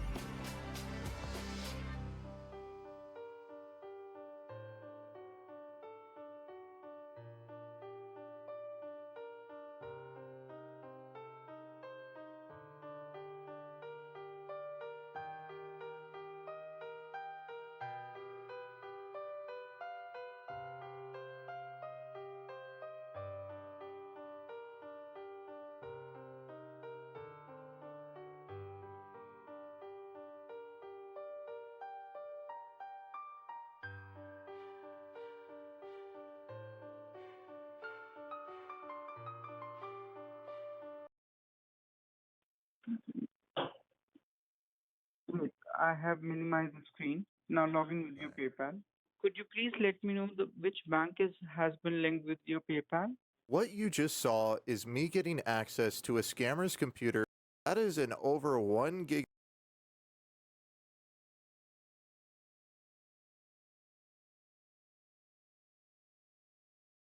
Иска ли да блокирам парламента всеки ден? Когато има шампионска лига и играе Реал Мадрид, да отида на протест. Абе, я отивай да се оправят в вас, бе, както оправят по Пенюан, бе. Всички министри са мои, премиера е мой, само президента не е мой, а може и той да е мой. Къде е Тошко? Отидете в Италия, работете 5 години в някое село Сицилия и се върнете щастливи тук. Вие няма да отидете където решите. Къде си, Тошко? Тошко! Ние ще бъдем принудени да вкараме специалисти от други държави, които ще работят за 500 хора щастливи. Къде са, мой Боже, къде са? Я бягам тук, мършляпка. Защото нашия Господ изведнъж се покава отгоре и казва... Винаги знам всичко. Откъде знаете? Защото съм Делян Пеевски. Аз ще правя държава с главно Д. Казахте, че по най-бързия начин оттегляте бюджета. И кой оттеглихте? Оттеглихме как? Не сте го изтеглили. Няма да го изтеглиме. Тук в Народно събрание има едни долни лицемери. Нямат къде да ходят. Всички ще бъдат с мен. Дай му звук, Киселова, пусни звука!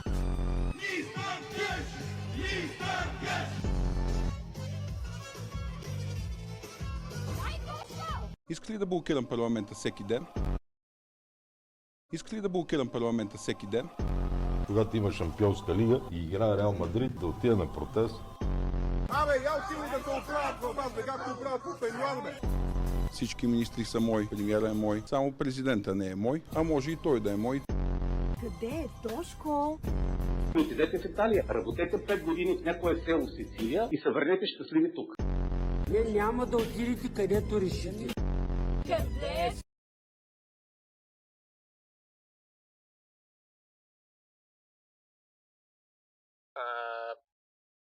Why?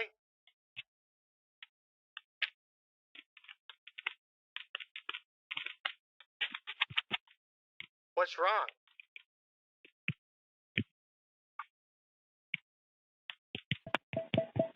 Hello? In January 2020, Ella Toulouse, a 23-year-old woman from Paris, went to urgent care for what she thought to be a horrible sinus infection. For the last month or so, she had been having headaches, especially in the evening after work, and the different doctors that she consulted all diagnosed a sinus infection and gave her antibiotics. When the urgent care doctors did additional tests, though, they found something in the left side of her skull. It wasn't a sinus infection, but something had been happening on the left side of her head her entire life. Before she was born, doctors thought that they saw something going on between her eyes in an ultrasound, but it turned out to be nothing when they did more tests. At 6, Ella came running up to her mom saying, "Mommy, I'm seeing double. My left eye feels bigger and colder than my right," while covering up her left eye. It went away after about 15 minutes and she was totally fine afterwards, but then it happened again days later.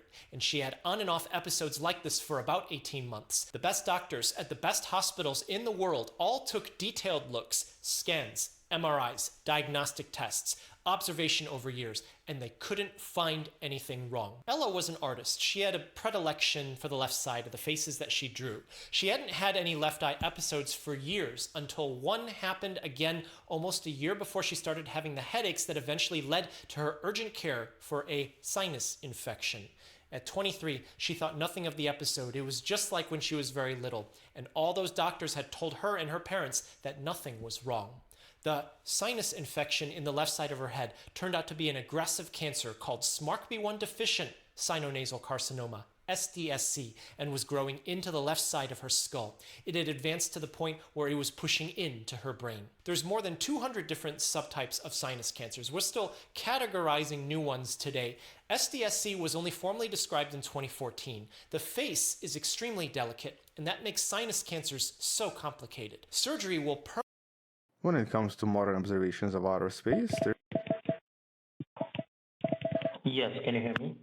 I hear a beeping sound. I don't know what that is.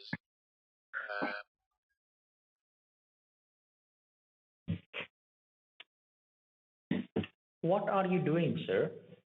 Just doing a little shopping. Why? Oh. Why? My screen just closed. That was weird.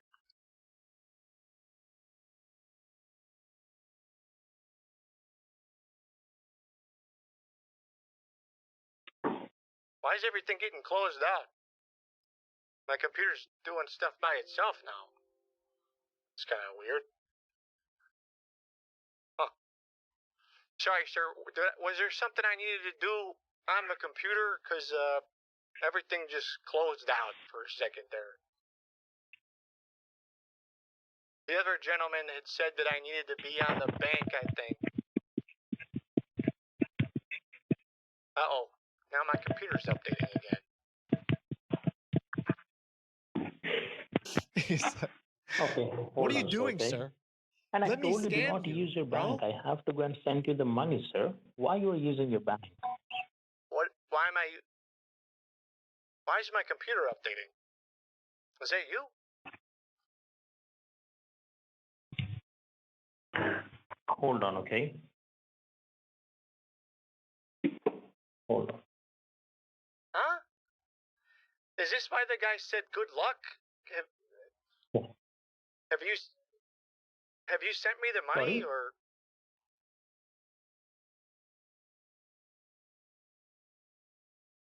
Why is my computer... I never No, told I my haven't computer sent the to money update. yet. I don't understand why it keeps updating.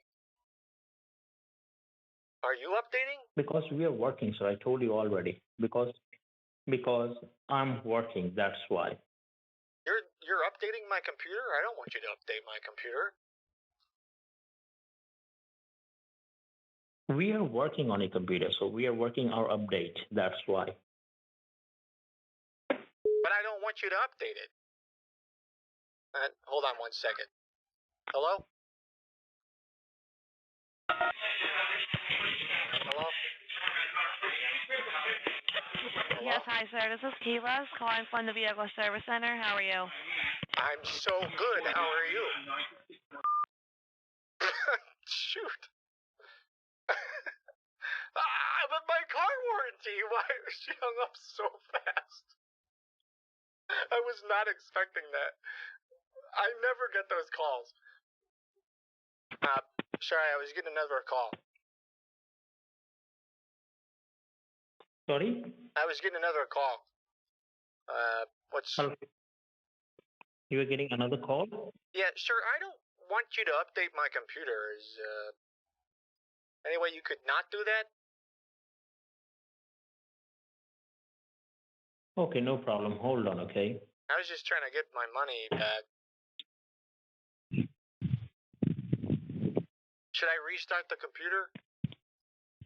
How do I stop it from updating? No, hold on. Let me do it. Momo, apna phone do to. Huh? Okay, hold on. What?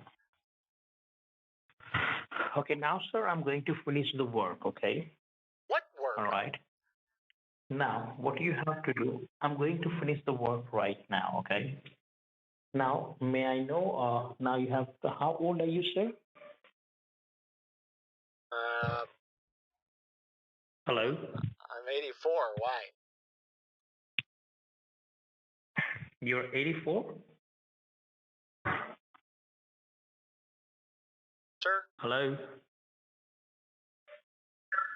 Yes. So what do you see on the computer now? Am I crazy? What? Hello? What? Are you there? What on God's green flat earth is this guy doing? Hello? I think he's just so confused about, like, why is all the money going away? Hello? Yeah. Hello? What happened, sir? I don't Just know. talk to me. I'm Can you put asking that other you. guy back on the line? He knew what was going on. I don't have all day to sit around and wait for you to update whatever you're doing. Can you put that other guy back on the phone? Because it feels like you're wasting my time here. I just wanted to get my money back. Okay, hold on, sir. What do you mean, Okay, hold on? I'm working, okay? Just I log don't into your want bank you on to the computer. work. I don't give you permission to work. You hear me? I didn't want my computer to be updated. I wanted my money back. Right? and I don't want you to do it. Okay, I'm going to give you the money.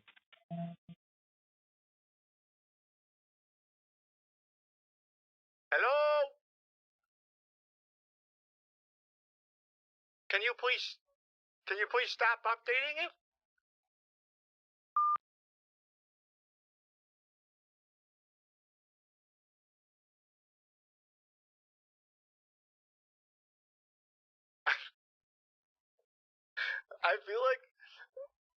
I feel like this is the like this keeps happening to me where I get these manager guys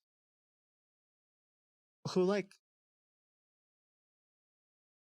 I don't know. I know I'm being a little crazy sometimes because like obviously I could just shut up and do nothing.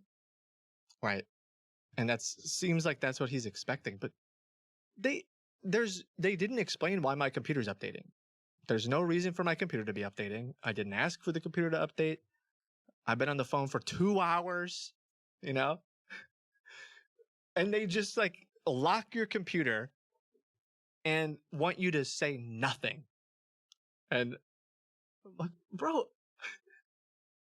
I can't do that. It's so hard for me to be like, yeah, I'll try to call him back, but I don't have.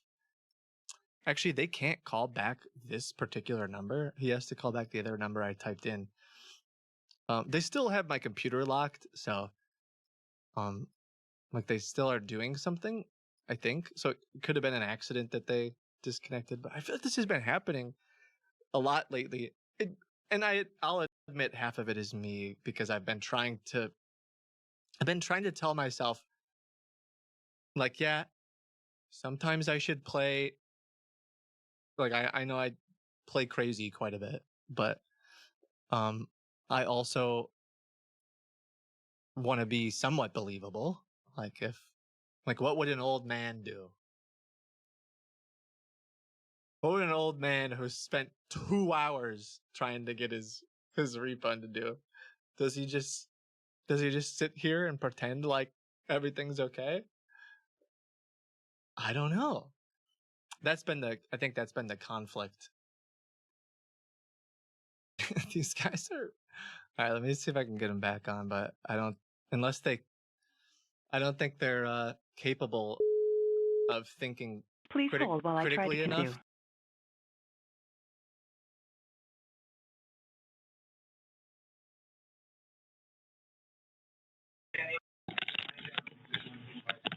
Thank you for calling Norton 360 and LifeLock. This is Mark hello? Wilson. How may I help you today?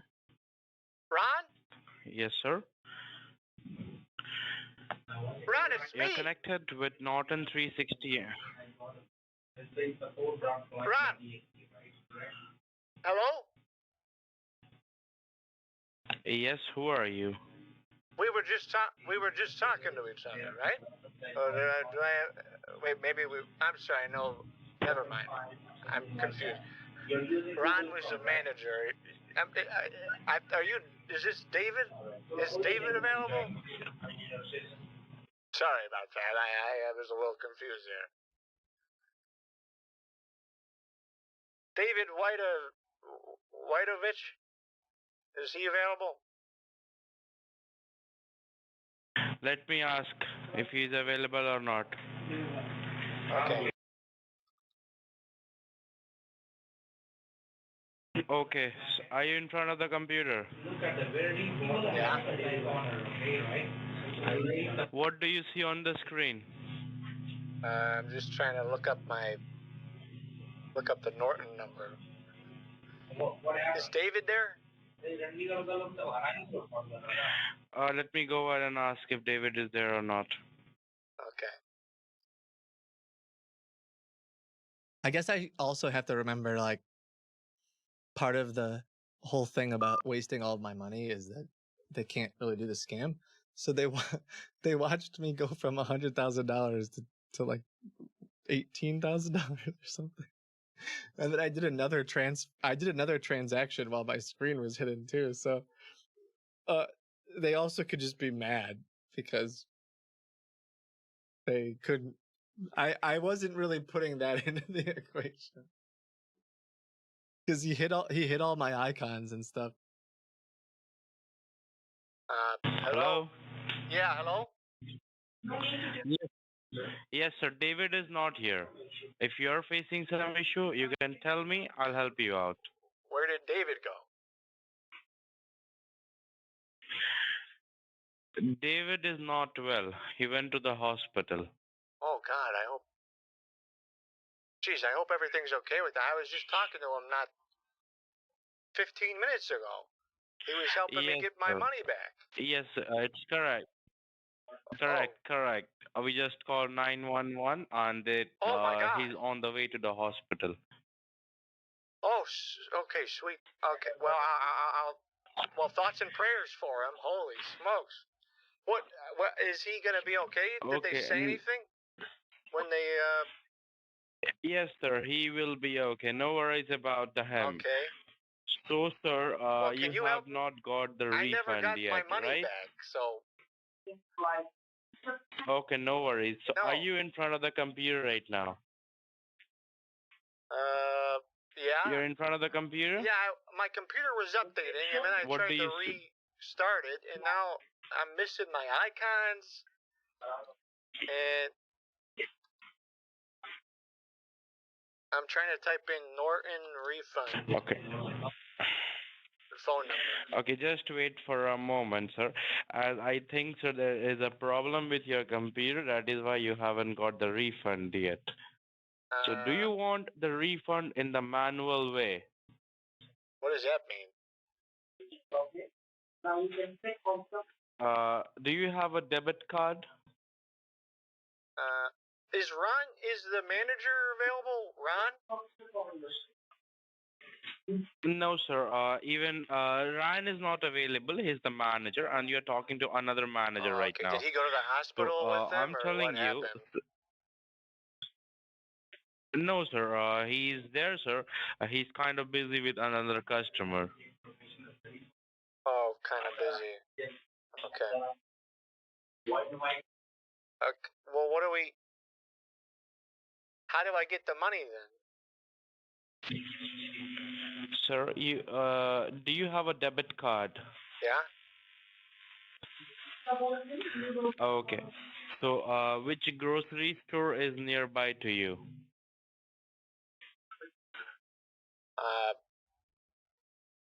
Piggly Wiggly. Do you see in the background? Do you see the ambulance voice is going? What? That ambulance took No, I don't David. hear anything. I don't hear anything. Is there something going on? Maybe, sir. My headphone. Maybe, sir. Our company's headphone is too good that you're not listening to the background voice. They just took David. So I'm telling you that. Do you have any grocery store which is Was it nearby like to a you? like a wee woo, like that kind of? Oh, there it is. Correct. Wee woo. Yeah. Okay. Which grocery store is it? Wow. That sounds just like. Sorry? Yeah. I hope he's gonna be okay. Man. Yes, sir. He will be okay. No worries about it. I'm asking you that which grocery store is How long nearby have to you you? known him? How long have you known? Do you think he's a healthy guy? Would you say he eats pretty healthy? Yeah. No. Do you know ganja? Can I hear the horn again? Just so I can- Marijuana? Can I hear the horn one more time? Marijuana? Do you know about marijuana? Because I might be able ganja, to. I might be able to figure out what model ambulance it is. I actually did. I used to be a volunteer ambulance driver. I was an EMT. Well, I didn't actually do no worries. medical stuff. I'm not a driver. I'm not an ambulance driver, so I will tell you. Listen to me. If you do the not horn, talk off the if you do the topics, horn okay? sound one more time, then I might be I'm able not to figure David. out. I might be able to figure out Sir, what I'm class not of vehicle David. it is, and then I would be able to deduce whether he's in critical condition or not. Hello? Yes, sir. So as I can see, sir, you are a piece of a crap, you know. You keep on saying and I'm saying. not sure if I. Do you have a mouth or it's a asshole? Excuse me? You motherfucker, you are wasting our time. I Don't am you not talk David. to me like that. I'm not David. Who are you? I'm your Who are customer. you? Are you the Attorney General? Don't you talk to me Are like you that. President I of happen United to be States? friends. I happen to be friends with the guy who once wrote a letter to the Attorney General, That and guy. he got the letter That back. guy. So That I guy. might, and you owe me money. So I That might guy. write a I letter don't to care. that guy who will I write a letter to don't his care. buddy, the Attorney General. I don't care. I don't care. Listen to me, you motherfucker. I don't care about that Treating guy. someone like that, you know? Do not. Absolutely ashamed Do of not yourself. call again. Listen to me, you motherfucker. Do not call again. Okay? Why? Why not? You owe me Why? money. Because you're a pain in the ass. I don't talk to the people like you. Me money.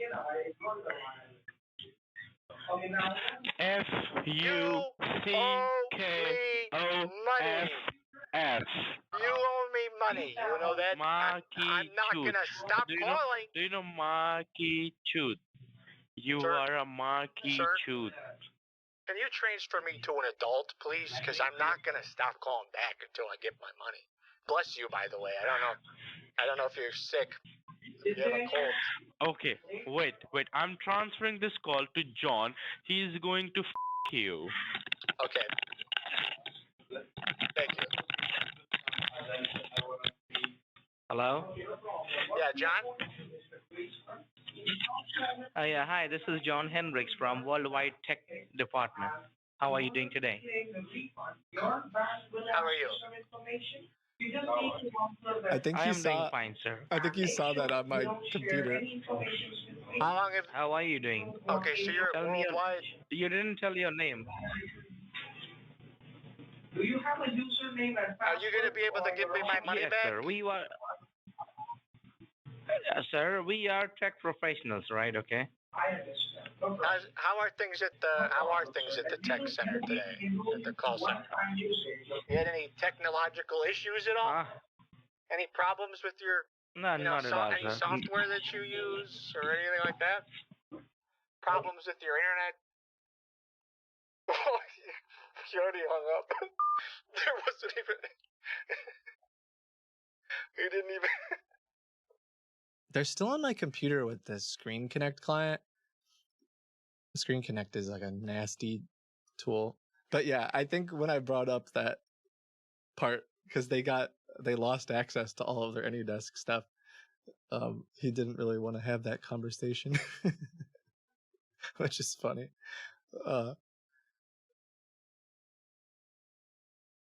Yeah, I would have liked. I mean, I guess this is pretty much what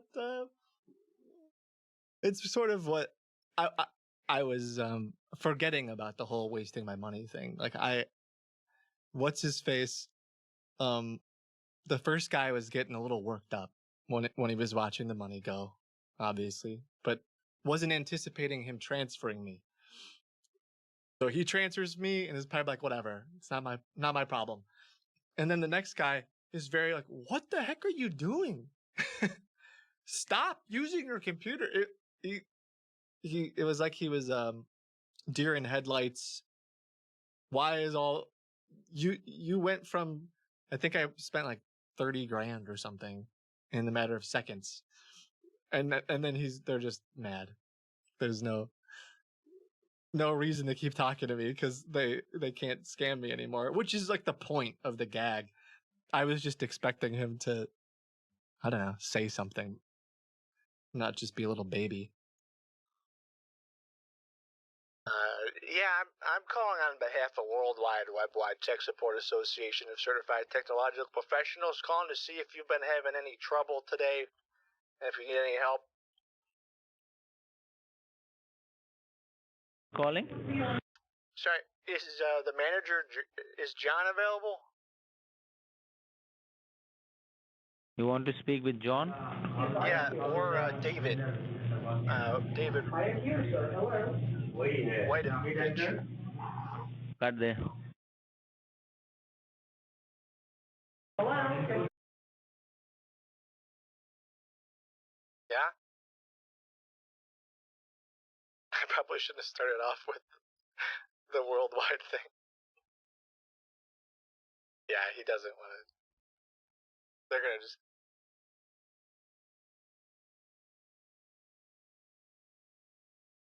Your call has been forwarded to the voicemail for.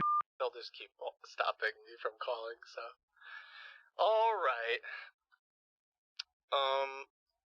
It's still fun. Thank you for calling Paul Customer Support. How may I help you today? Hi, I'm trying to figure out what I'm supposed to do with this invoice I got. I don't know. Can you help me figure that out, please? No problem, ma'am. No problem, ma'am. We will gonna surely help you today. Do you receive a text message or you receive an email from the PayPal? I received an electronic mailing notifying me about an invoice for something called Coinbase, and it says that I have to pay $479. But I don't know what Coinbase is, and I don't even think I have a PayPal. So I'm a little bit confused. You can understand problem, why ma'am. I'd be confused, right? That's a little bit, I understand. a little bit strange. No problem. No problem, ma'am. We will gonna surely help you today. May I have your first and last name, please, for your verification? Yes. My name's Martha F. Goodwill.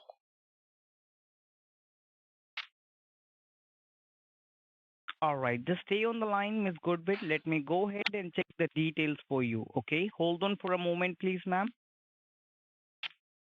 All right. Asmon, if he has another girlfriend, that's a big if. Two options. You end stream and we discuss this, or I leave. Which one? Why? Asmon.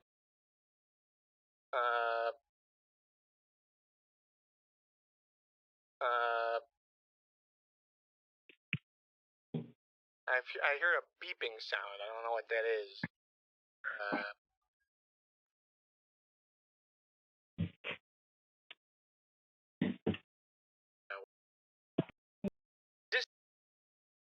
Are you updating? Actually, they can't call back this particular number. He has to call back the other number I typed in.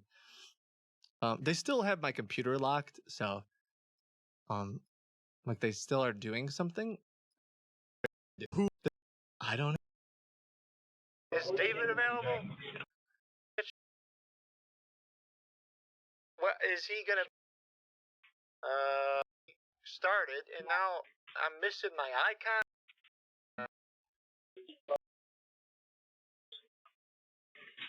No, sir. Even Ryan is not available. He's the manager, and you're talking to another manager, right? Yeah. Okay. Which grocery store is it? Wow. Hello? Yes, sir. So as I can see, sir, you are. General. I don't care. I don't care. Listen to me, you motherfucker. I don't care about that Treating guy. someone like that, you know? Do not. Absolutely ashamed Do of not yourself. call again.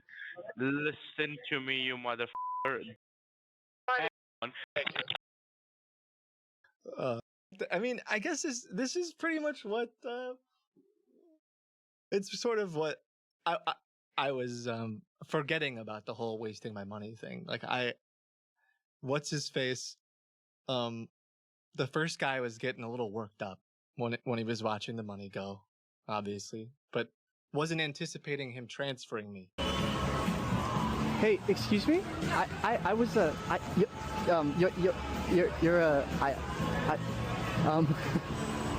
saw you and I thought you were really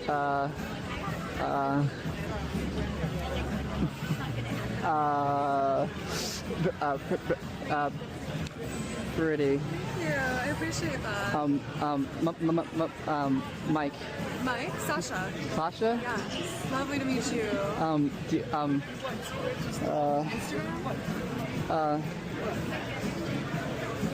Yeah. Yeah? Do you have Instagram? Yeah, give me your phone. Thank you for approaching me. Thank you.